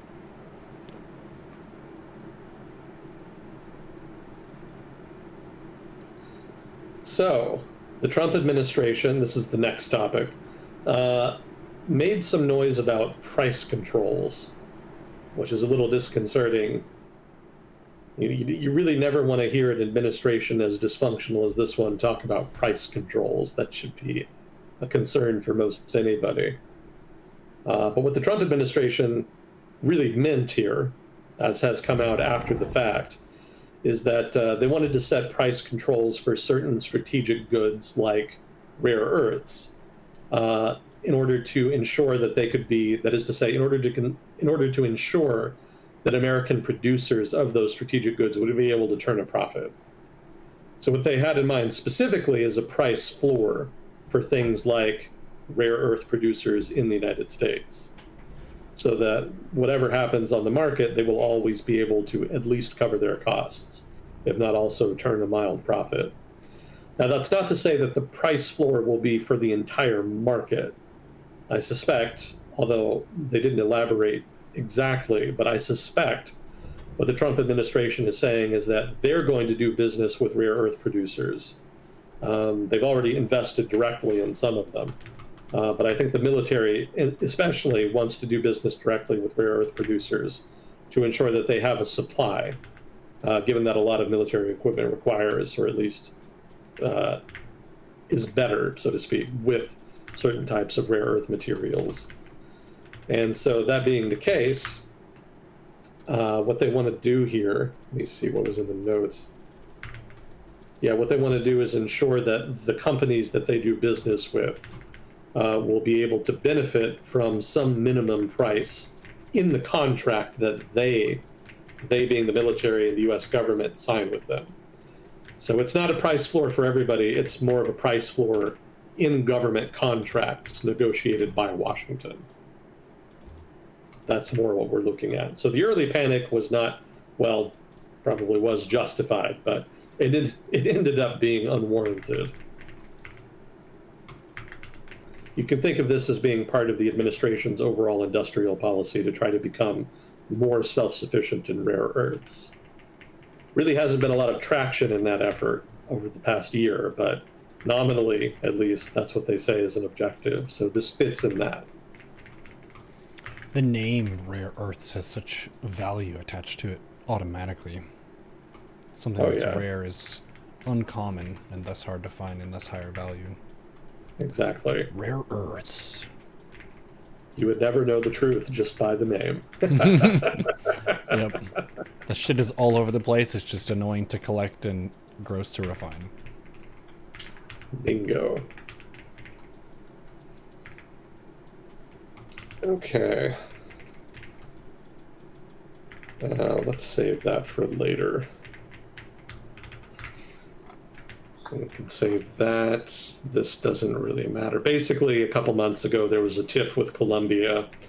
Trump said that they were going to tariff the Colombian government to punish them and also stop financial aid. But eventually, the whole thing just kind of went away and status quo ante resumed. Yeah, but the whole thing was kicked off by the president of Colombia accusing the United States of committing murder and saying that the U.S. had fired at a boat off of Colombia that belonged to a, quote, humble family, end quote, not a rebel group. So basically criticizing the United States for its operations, so to speak, in the Caribbean. Well, we all know how Trump responds to criticism, so no surprise there was a crash out. But again, it only lasted like a week or two. I think the sanctions on the president himself are still in place, though. I think they actually have banned him from traveling to the United States. It's a visa ban. But beyond that, the sanctions and tariffs that were threatened on Colombia as a whole have since been withdrawn.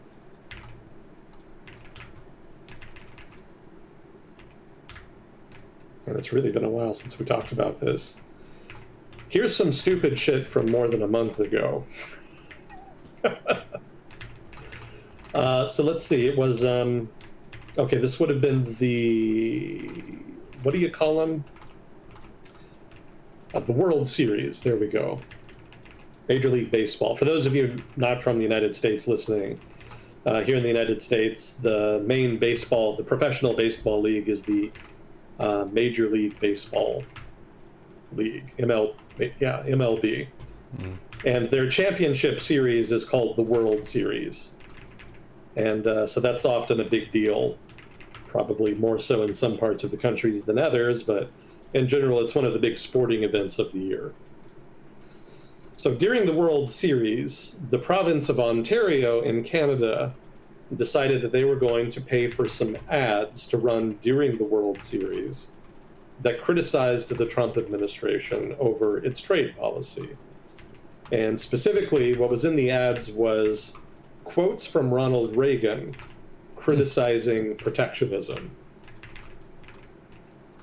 So the idea, obviously, is to draw a contrast between the trade policies of the Reagan era and the Trump era.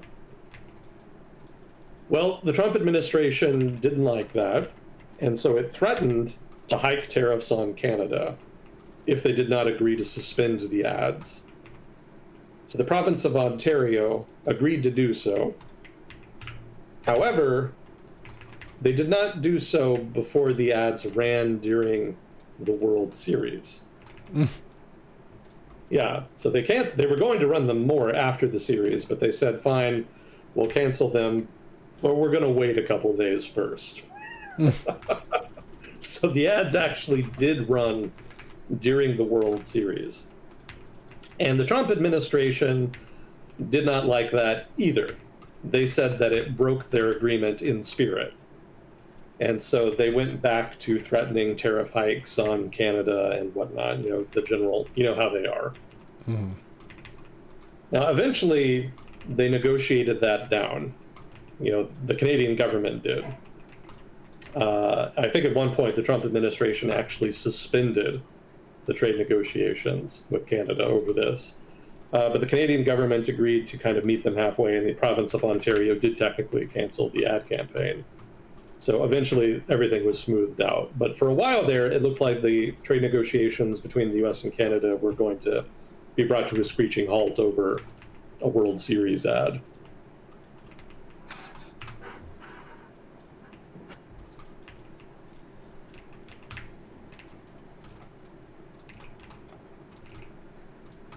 Let's see, we already talked about the APEC summit. Let's see, in addition to the negotiation with Xi Jinping that happened during the APEC summit, the Trump administration also negotiated some mineral agreements. This has to do with rare earths again, with a number of states in Southeast Asia. Not really clear what was actually in the agreements. That was left sort of ambiguous, but they did announce it. So make of that what you will. Let's see. Yeah, Cambodia, Thailand, Malaysia, and Vietnam were the countries they made mineral agreements with. Supposedly, these countries agreed to change rules and regulations such that sales of rare earths to the United States would be favored over those to China. But I have no idea how you would actually do that in practice, and they did not elaborate in any of the public statements that they made about this. So this could just be like a feel-good concession that doesn't actually mean anything. It's good for a headline, but not any actual public policy change. Let's see, allegedly they also agreed to open up investment from the US, basically allowing more US dollars in. That's not really a concession. They already wanted more investment, so good for them. They promised to cooperate, quote unquote, on mineral security. The promises are always super ambiguous in international diplomacy, so I wouldn't invest too much in that going anywhere. But in general, this is all we know about it, or at least all I know about the agreements in place. Based off of what I read about them, they didn't seem like much, so I suspect this was the Trump admin kind of mugging for the camera again, so to speak.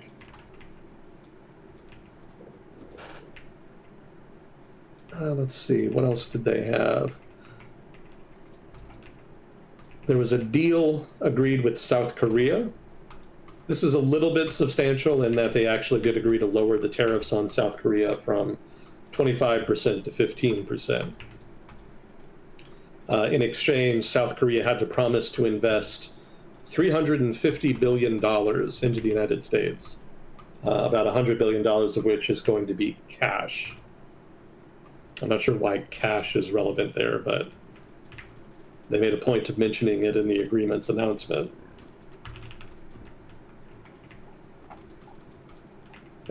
Falling from 25 to 15% is a big deal for a lot of South Korean automakers, since they kind of specialized in relatively low-cost cars. So the tariff hike to 25% in the first place was pretty harmful to them. So getting it down to 15%, that's very useful. Also, it puts them on a more even keel with European competitors. For those of you who maybe don't remember, the Trump administration negotiated a quote-unquote deal with the European Union a couple months ago. And as part of that deal, tariffs on the EU were set at about 15%. So that put European automakers that gave European automakers an advantage over South Korean competitors. So now it's an even playing field, relatively speaking. I would point out, well, now, Mexico, for goods that are not CUSMA compliant, faces a higher 25% tariff. If the good in question is CUSMA compliant, then they face the lower levels of tariffs that were negotiated as part of NAFTA, which is now CUSMA, basically. But a lot of automakers did not really bother doing the paperwork to show that the goods that they were exporting into the United States qualified for CUSMA. So there was actually a whole bunch of goods that were stuck with the higher tariff of 25% when it was hiked, unexpectedly so. So there's actually been a big scramble since then by different automakers to try to get that paperwork in to prove that the stuff that they're moving into the United States actually is made in Mexico and is CUSMA compliant and does qualify for lower tariffs. But a number of automakers in the meantime were squeezed by that higher 25%. And they noted at the time that the European Union deal was announced that they actually faced much higher costs to their supply chain, because so many of their inputs came from Mexico and Canada. They faced much more pressure on their costs from inputs because of the 25% tariff on Mexico than European producers were going to face exporting stuff into the United States. Basically, the cumulative effect of the 25% tariff on imports from Mexico significantly raised costs of production of American cars, much more so than the 15% tariff had on European producers. So the Trump administration actually put its own automakers in a disadvantageous position in the auto market in the United States because of the sort of discontinuous way that it set and negotiated tariffs with different major trading partners at different times.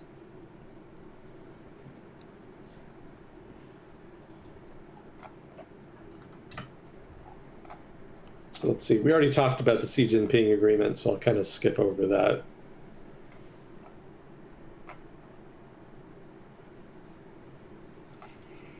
Let's see. And we talked about the agreements with Latin America. Yeah, okay, I'll save that for later. We'll get to that. But first, there's a couple more items about minerals. So in addition to the mineral agreements with Southeast Asian states, they've been taking action in some other areas as well. If I can find them. Yeah, we skipped that. Here we go. So the US government announced in October that it was going to take a 10% stake in a company called Trilogy Metals, which is actually a Canadian firm that has projects in Alaska. It's a $35.6 million investment. So this is part of a growing trend that I've noticed with the Trump administration in 2025, which is that it wants to encourage production of strategic goods in the United States, but kind of struggles with the actual implementation. The Biden administration was actually better at this. They tended to have a more systematic approach that kind of dotted all the I's, crossed all the T's, and resulted in an actual plan. It wasn't necessarily the most impactful plan, but they actually did have a strategy behind the plan. The Trump administration prefers to jump first before looking. And so that means that they tend to just kind of do stuff rather than kind of planning it out, which is a problem when you're trying to do something as complicated as restarting rare earths production and refinement within the United States. So the approach that they've latched onto over the course of the past year is to invest money into companies in strategic sectors. And this is money that comes from the Treasury. This is actual US government money. And it's the actual US government that is owning a portion of these companies as a result of these sales. Now, it's not entirely clear to me what they want to do with this, because this doesn't necessarily confer operational control over the companies, and it doesn't really change the pre-existing incentive to help these companies succeed. I don't know that there's really much you can do with a 10% stake in this company that you wouldn't be able to do without it. So the impetus here is a little unclear. But it seems like the Trump administration thinks that there will be an incentive going forward for the government to ensure these firms succeed that would be greater now that it owns a stake than it would be otherwise.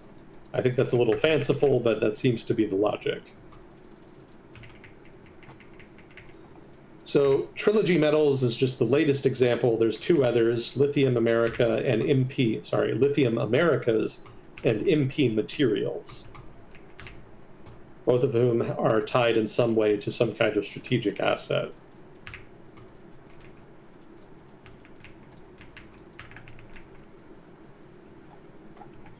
Okay, so talked about minerals. That brings us to Switzerland. Have you heard from Etche Fatum recently?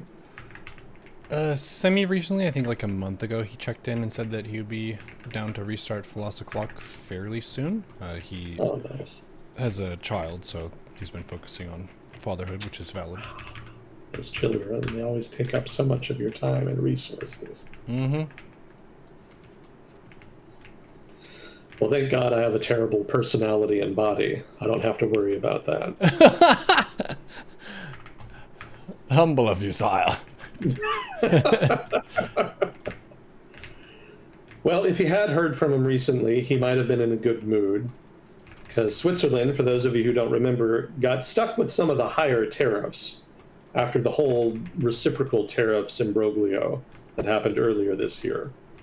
When the Trump administration negotiated with the European Union to set tariffs at 15%, this did not apply to Switzerland. Switzerland is not part of the EU. And so Switzerland had to negotiate bilaterally with the United States about the tariff that would be applied to them. And because Switzerland had a relatively high trade surplus rather, with the United States, they actually got stuck with relatively high tariffs of 39%. Some of the higher tariffs that other countries had to face coming out of this. So they were quite concerned about that because obviously Swiss industry has a lot of ties to the United States, and the Swiss government went out of their way to try to negotiate this tariff down. But it didn't really go anywhere for a while. The Trump administration wasn't all that interested in negotiating with Switzerland. And so the Swiss government kind of had to twist in the wind for a while. Also, Trump did not respect, and I suspect still does not respect, I guess it would be Prime Minister of Switzerland. Just did not respect her and did not think she was willing to negotiate hard enough, I guess. He was a little cagey about just what his criticism was. I actually have a quote from Trump about her. The Swiss president, not prime minister. The Swiss president is Karen Keller-Sutter. And apparently Trump said of her, she, quote, was a nice woman, but she did not want to listen, end quote. Make of that what you will. So what happened eventually is that a cohort of Swiss businesses, well, corporations, I should say, got together and sent a team to Washington to negotiate with Trump. And apparently they went with the traditional Trump playbook and were very flattering and gave him lots of gifts. Yeah, it's one of these situations. So they gave him a Rolex gold watch. Yeah. So funny. A specially engraved gold bar from a Swiss-based gold refining company. And then a litany of other things as well. And of course, they were very obsequious in terms of how they talked about him, which of course Trump loves. Sorry, what? Obsequious. Thank you. Obsequious. Now, again, this is after the failed effort of, the president talking to them. So the industry team was able to succeed where their president had failed and get an agreement. And obviously, the Swiss government was involved to a degree. Otherwise, none of these promises by the team would have been credible. But they did go forward. So the trade-off, the agreement, was that, I love the terminology here, $200 billion is to be invested by, quote, the Swiss economy, end quote, directly into the U.S. by 2028. And a third of that money will have to be invested in the U.S. in 2026, according to the terms of the deal. The Swiss government also agreed to remove tariffs on a quota of U.S. meat exports that it has, which includes beef, bison, and poultry. So once again, the Trump administration has attempted to extort investment money out of a small trading partner in exchange for lowering tariffs. Now, I don't think this is actually going to be that big a change other than the lower tariffs. These investment deals don't really seem to go anywhere. For one, the Swiss the Swiss economy, I should say, whatever the fuck that means. Switzerland already invests about $300 billion a year into the United States. That's kind of been changing over time. It used to be lower, but it's been growing steadily, and it peaked, I believe, last year at around $300 billion. So if that trend continues, they'll be able to very easily meet this quota that's been set of $200 billion. And I guess hypothetically, there could be something specific in the agreement about specific parts of the U.S. economy that they want specific Swiss banks, or maybe even the Swiss government itself, to invest in. But I haven't heard anything to that effect. So I believe that means that what they want to see is just a general overall investment of $200 billion from Switzerland into the US of any kind. And since organic market forces were already going to make that happen, I suspect that the Swiss government is just going to point at FDI levels into the United States from Switzerland and say, hey, we honored our side of the deal, without them actually having changed anything. So let's see. So that's not really a big concession on their part. I suspect that's another move by the Trump administration just to get a headline. Look at all the money that we're bringing in. Meanwhile, there's no additional money coming in than would have come in otherwise.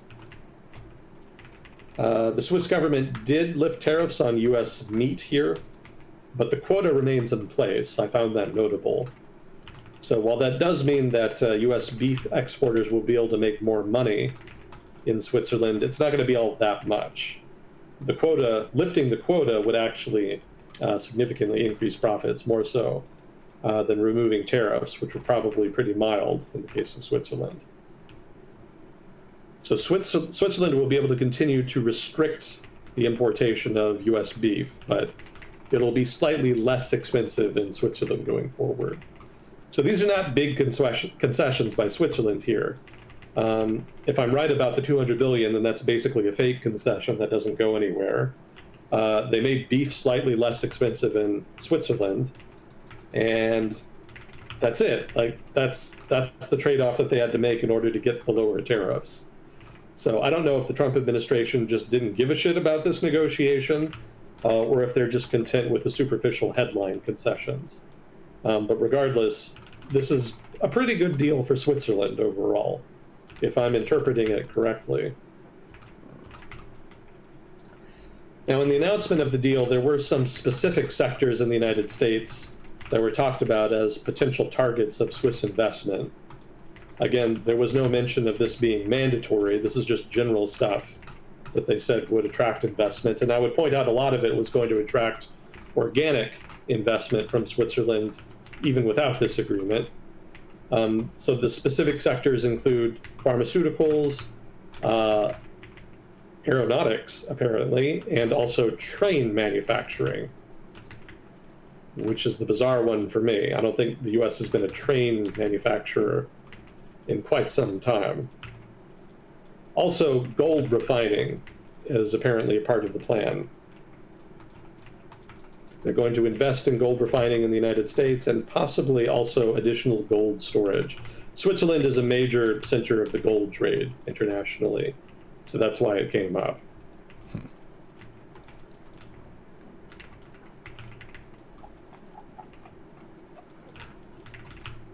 So long story short, the Swiss government will be able to sit on their hands and do nothing more than what they're already doing, and they'll have effectively met the terms of the agreement, barring some dramatic change in the scope and scale of Swiss FDI into the U.S. economy.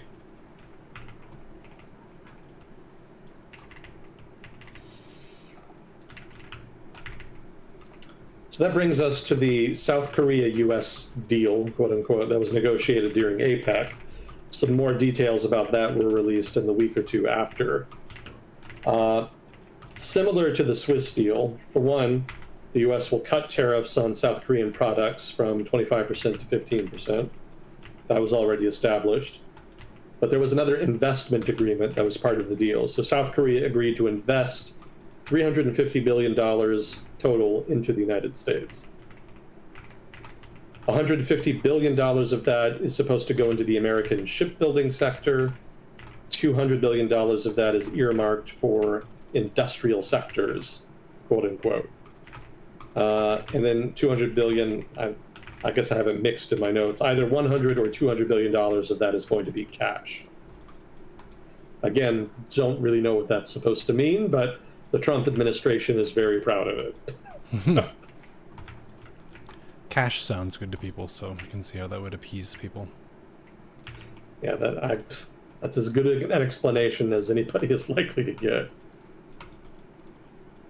Now, interestingly, the United States government gave the South Koreans the concession of agreeing that the total amount of this money that will be invested in a given year will be no higher than $20 billion. And nominally, this is to prevent the South Korean currency, the won, from spinning out. Basically, they want to keep the currency stable. If too much money is leaving South Korea at a given time, then that's going to devalue the won, and that creates problems for import costs, which would go up within South Korea, and that would destabilize the economy writ large. Hypothetically, that's the excuse. I would point out that the $20 billion number also very conveniently shakes out to $200 billion over 10 years. And maybe I'm wrong, but I suspect a lot of people outside and inside the United States pretty strongly suspect that the Trump trade regime, such as it's been under Trump, is probably not going to last 10 years. Probably a couple of years. 4 at most, I think, is the suspicion. So that being the case, promising to pay out a bunch of money in some fashion, that's not even really clear exactly, but agreeing to a big payout that you're going to pay out over the course of 10 years when you don't think you're going to pay out for more than 4, that's not a bad deal. And a lot of that money that you're going to be paying out during that 4 years is probably just going to be normal private sector flows of investment that you don't have to spend extra to pay for. I could be wrong. I don't know how interested the South Korean shipbuilding industry is in investing in U.S. shipbuilding manufacturing capacity. So it could be that that represents investment that was not going to happen otherwise. But I'm pretty dubious. I suspect what's going to happen at most is that the South Korean government is going to underwrite loans to South Korean shipbuilders to buy stake in existing U.S. shipbuilding companies. And it'll probably just be a couple $2 billion over the course of the next couple years, such that they can say that they're fulfilling their end of the agreement. And then after the 4 years are up, then they can just scrap it. And they might scrap it even earlier, depending on how midterm elections go in the U.S., as well as how, the Supreme Court case about the emergency economic powers tariffs that Trump utilized goes.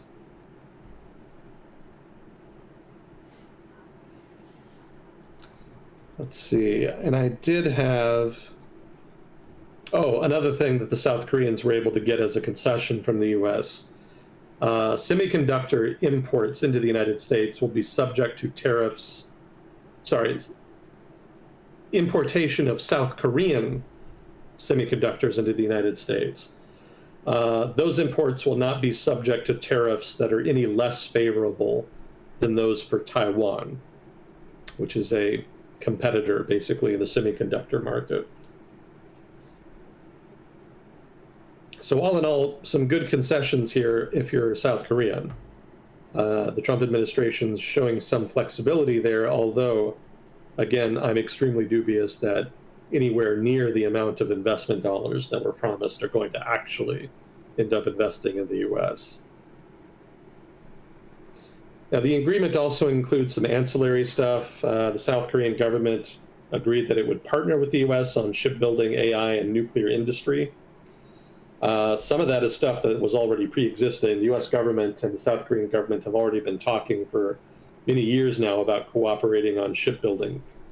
That's something the United States has recognized for a while now as a strategic concern for them, and something that they've tried to deal with by working not only with producers in the United States, but also with partner countries that already have strong shipbuilding industries, that being principally Japan and South Korea. So in a sense, you can see that aspect of the deal as basically just being a continuation of a pre-existing negotiation that predates the current Trump administration. Not that surprising, in other words. He also said that he would work with the United States on AI in the nuclear industry, though, and that's a little weirder. AI is cutting edge technology, and the US government has been trying to push cooperation on advanced tech like that with partner countries, especially in Southeast Asia. But I also haven't really seen much actually come of those agreements. So I don't know how useful it would necessarily be in this case. And I don't know that South Korea is really a big AI center, right? I don't think they do a lot of AI stuff, so to speak. So I don't know how beneficial it is for the United States to agree to such a partnership. I know that their overall internet infrastructure is really good, at least in Seoul. Oh, yeah. Yeah, it's very strong. So they might just make the assumption that if they have good computer infrastructure, then they're probably going to invest in it.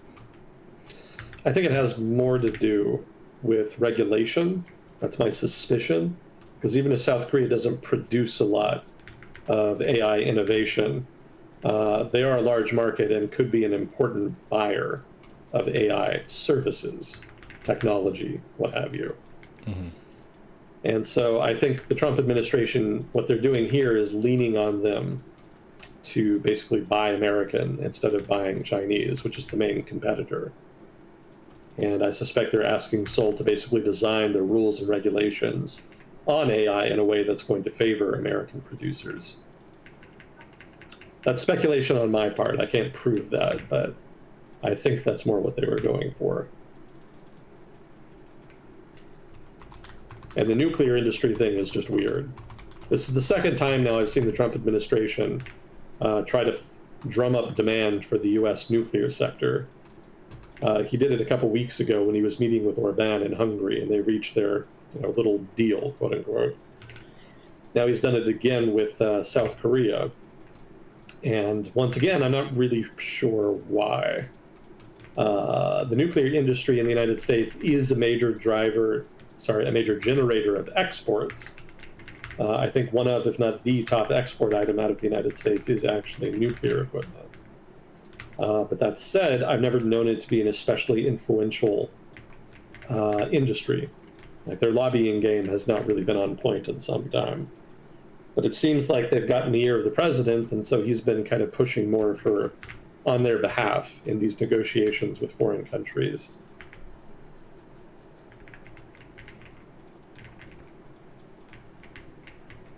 So let's see. And also the U.S. gave approval for South Korea to build nuclear-powered submarines, which is not something that they had previously done. It's kind of a big deal for South Korea because they would be one of the few states to operate nuclear subs if this actually goes through. But it's also kind of weird from the South Korean perspective because they really don't need nuclear submarines. South Korea is more of a land-based power, more so than a naval power. And so having nuclear subs isn't really going to give them much capacity to do anything useful. They're mostly dependent on Japan and the United States as far as naval defense. They have some of their own naval assets, but it's relatively modest. So I would point out also a nuclear sub is very expensive to maintain, very expensive to buy. And it's really more something you want to use if you want that sub to travel very long distances and to hover somewhere quietly, undetected. I don't think a South Korean sub really has that necessity. If South Korea had a nuclear sub, they don't need to send them to the other side of the planet. They don't need them to hang out under the North Pole. The main country that they would be used to target is North Korea, and that's right next door to South Korea. So submarines need not travel very far from home in such a case. Part of it, I suspect, is just prestige. The South Korean government wants the prestige of being one of the few countries to operate nuclear submarines. That could also be a factor.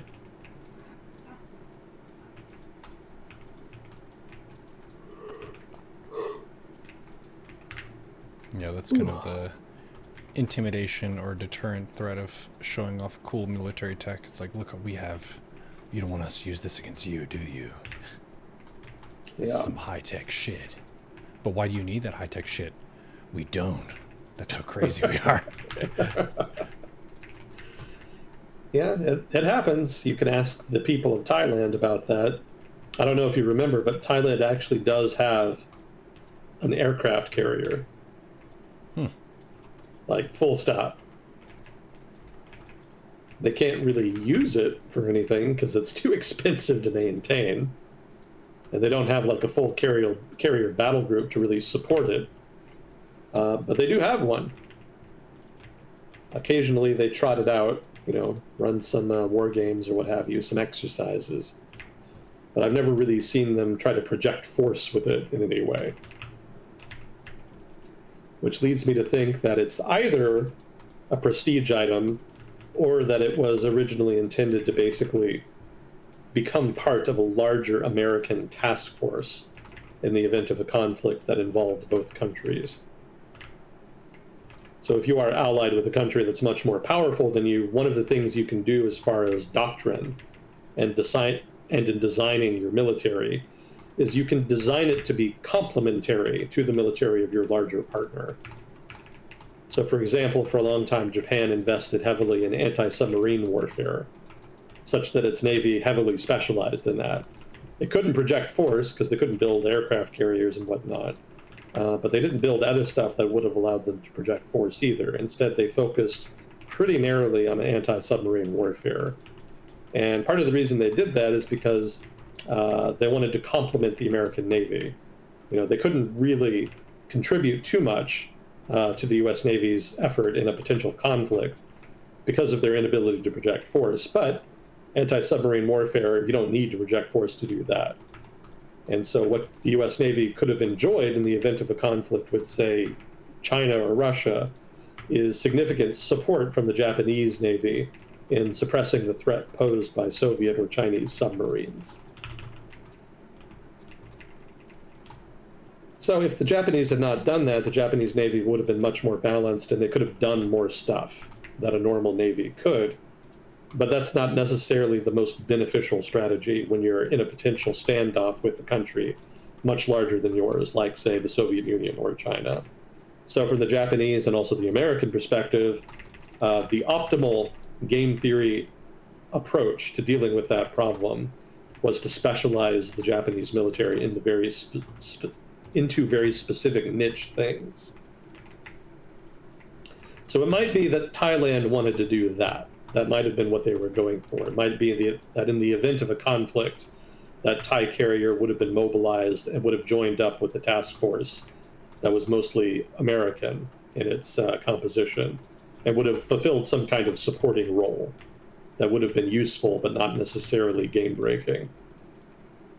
Regardless, there's no conflict on the horizon and hasn't been in some decades, so now it's just sort of eye candy. It's a point of pride. We have an aircraft carrier and you don't. Suck it. Our Navy can beat up your Navy. Who else has an aircraft carrier? Besides Thailand, I mean, if we're being honest, Japan does, but they're not really supposed to. Isn't that just mining equipment? Oh, yeah. Oh, yeah. Don't sweat it. It's an anti-submarine destroyer, guys. Don't think about it too much. Right. Let's see. Helicopter destroyer. That's technically what they called it. Besides them, there's also obviously the United States. There's the UK, which has, I think, 2 now. France also, I believe, has 2. Maybe Italy. Italy has some little sort of helicopter carrier type things. So they are technically aircraft carriers, but they're small. They're not like the big Ford class carriers or Nimitz class carriers that the US has.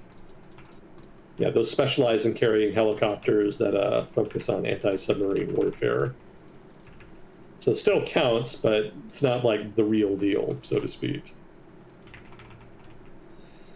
Let me think here. Russia technically does, but they can't really use it for anything.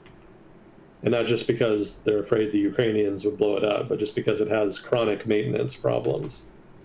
I don't think it's ever been out to sea for any extended period of time before it had to come back to port to deal with some malfunction of some kind or another. Let's see. China does now. They actually just finished another one. I think that's about it. There might be some countries that have helicopter carriers, just little ones, but I'm not remembering them. But certainly as far as like fleet carriers, the US, the UK, France, Russia, China are the only real ones. Thailand and Japan technically qualify.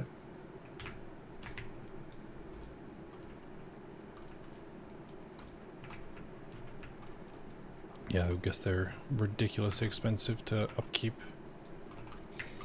Yeah, and it's not even just the upkeep from the machinery and the personnel, it's also all of the other ships that you need around the carrier to provide support.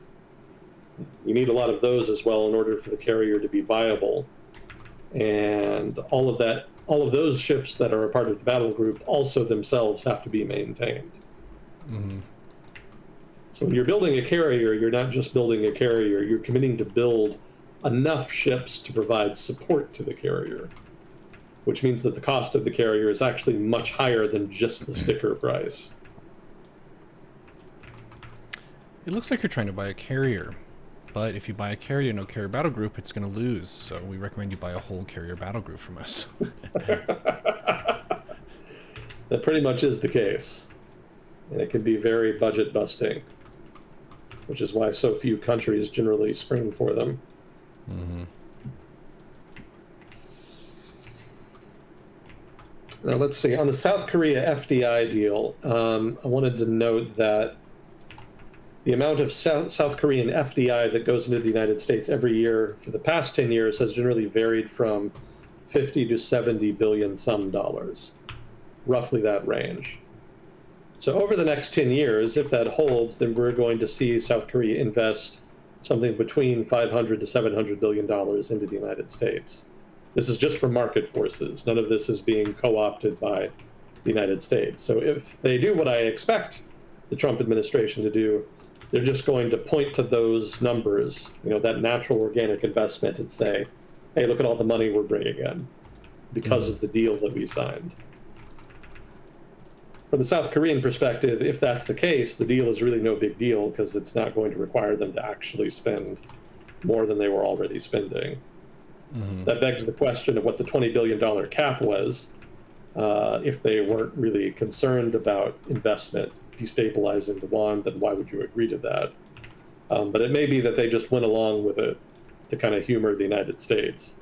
They want to pretend that this is a big deal for them, and so they wanted to ask for a big concession to try to make it seem like the United States was getting something valuable in return. Or it could be that the United States government really did expect them to actually spend a bunch of money, and that they had to include that to ensure it didn't destabilize the currency. In that case, it'll probably be the South Korean government on its own that tries to frame normal investment flows as fulfilling the deal, in which case it'll kind of come down to whether or not the Trump administration wants to accept that to determine what the ultimate outcome will be. But I suspect, again, that the Trump trade regime will probably be gone after 4 years, so we may never even get to that point. Again, this is basically a 10-year agreement of investment from South Korea into the United States, and a lot can happen in 10 years.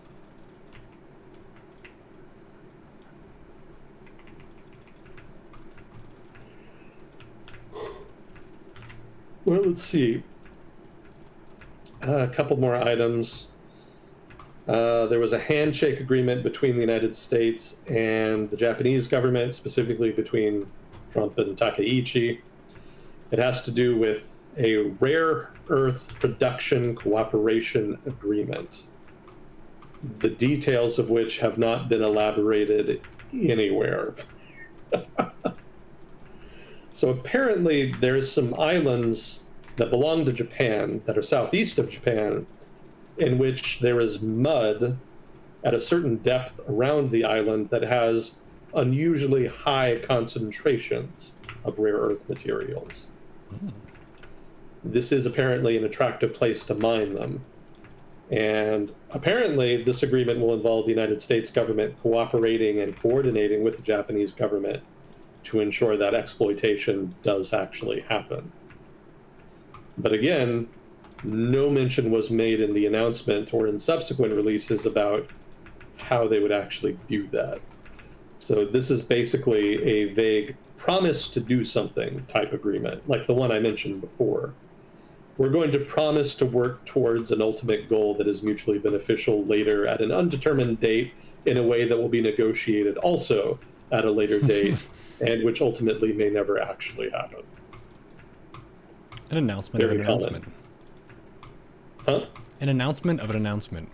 Yeah, that's pretty much the gist of it.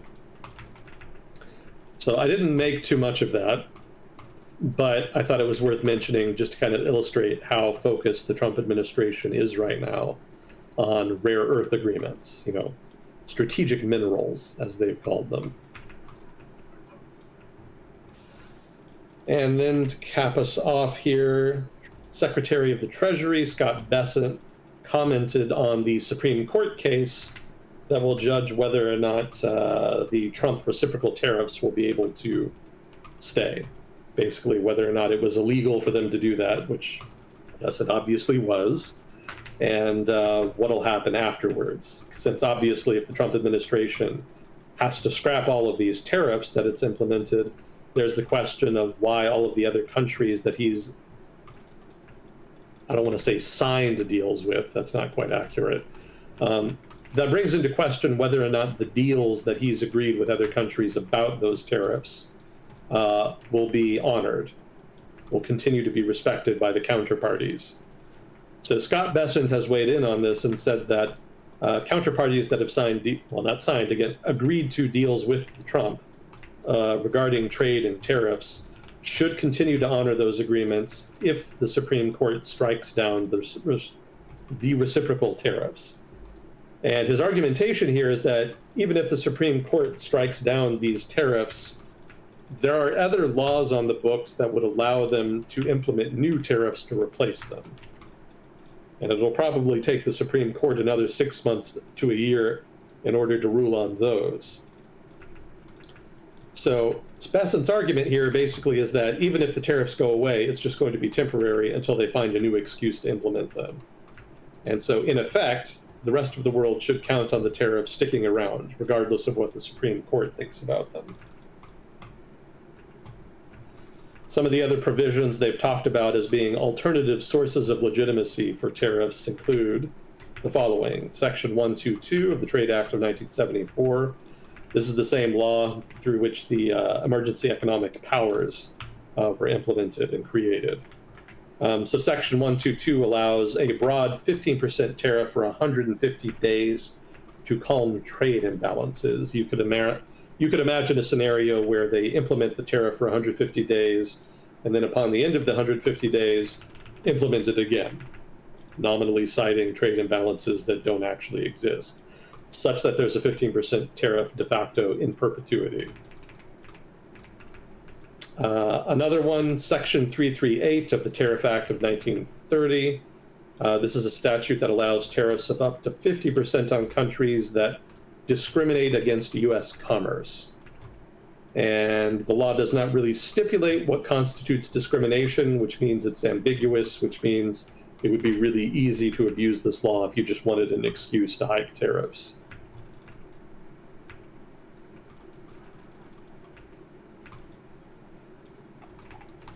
So this is pretty much what I said would happen a couple months ago when we talked about this. Even if the Supreme Court struck down the tariffs, it's not likely that the trade regime he's created is going to collapse overnight, because the administration has other tools they can use to credibly threaten other countries with tariffs. So unless the Supreme Court really weighs in here and basically issues a stay on the Trump administration implementing new tariffs, most likely the trade war that he started is going to continue for the foreseeable future.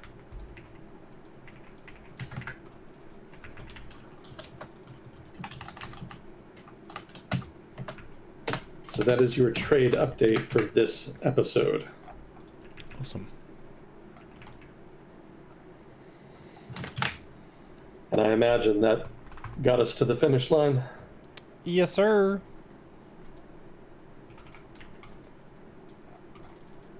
Oh. Well, in case any of that sounded strange to anybody listening, keep in mind, I'm not an expert in everything I talk about on here. More of a background in foreign policy and economics. So if I ever say anything wrong, stupid, or biased, please let me know if I'm wrong. I want to know more than anybody. I don't read chat while we do this, but I will read it eventually. So participation by chat is encouraged in that regard. Got it in. Got it in. Can't say you didn't do it this time. It's bad luck not to. Yeah. I respect it. It's some people's favorite part of the whole segment.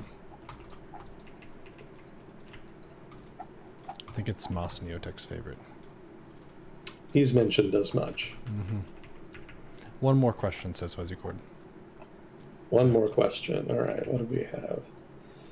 Are any countries spending resources on investigating the 3I Atlas comet or its origins, or is it simply an anomaly? Good question. I have no idea what that is. I'll have to look that up, because this is the first time I've heard of it.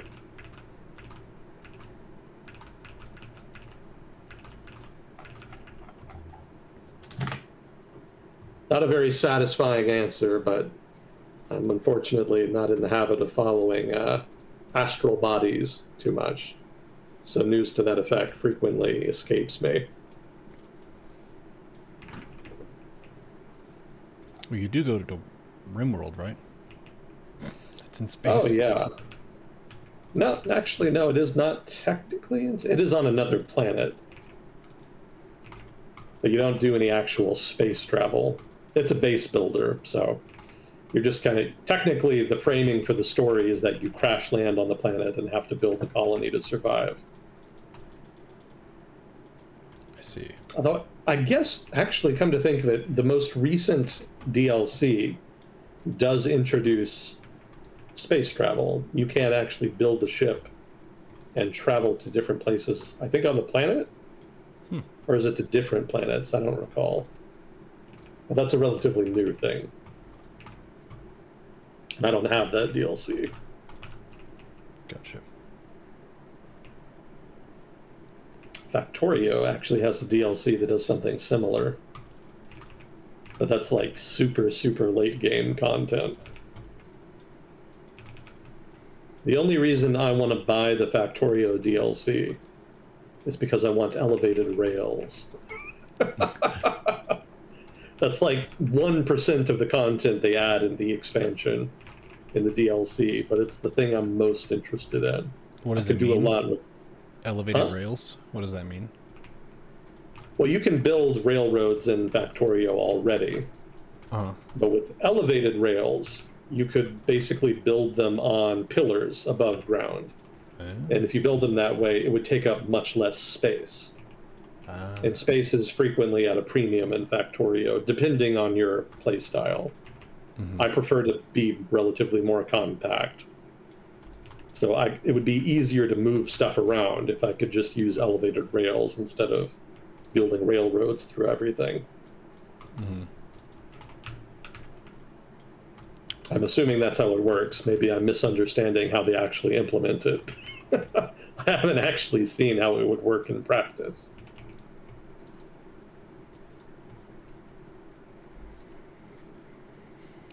Chad's calling it Cracktorio. It's dangerous. Yeah, you could spend a lot of time in Factorio. I feel like I get it, because a lot of the joy of StarCraft is constructing efficient bases that are well organized and defended and so on. There are a lot of matches where a player can be heavily rewarded or punished based on how well they set up their infrastructure. It's not the deciding factor every game, but it makes the macro side of StarCraft really fun, where you're just kind of setting up your own stuff. The difference is in Factorio, you don't have a super sweaty RTS gamer trying to kill you and break your house. Correct. But people have said there are little things that attack you in it, so it's not like purely passive. Yeah, the bugs. They get progressively stronger the longer you play. Like Zerg. Yeah, kind of like Zerg. Although I think they're not as proactive as Zerg. Yeah, they're fairly predictable. It's not super hard to fight them. They're more just an excuse for you to think about defending your bases. If you make a mistake, they'll definitely wreck your shit, but for the most part, not too difficult. Just another supply chain to manage, basically. These are my unruly customers, and I have to deal with them. Yeah. Oh no, the Karens are here. Well, cool. Oh, you don't follow Astral Bodies, but do you follow ass with 2 S's troll bodies? Well, there's certainly no shortage of erotica on the internet. Cleanly stated, sir. This is a well-demonstrated fact. Well, on that lovely note, we'll call it here. Fuzzy Cord, thank you for handling questions. Agent Smith, thank you for your expertise and your time. Chat, thank you for weighing in. And we will see you all in the next episode of Whale Discussion with Agent Smith. Yeah, thanks again. Always a privilege. Talk to you next time. GG!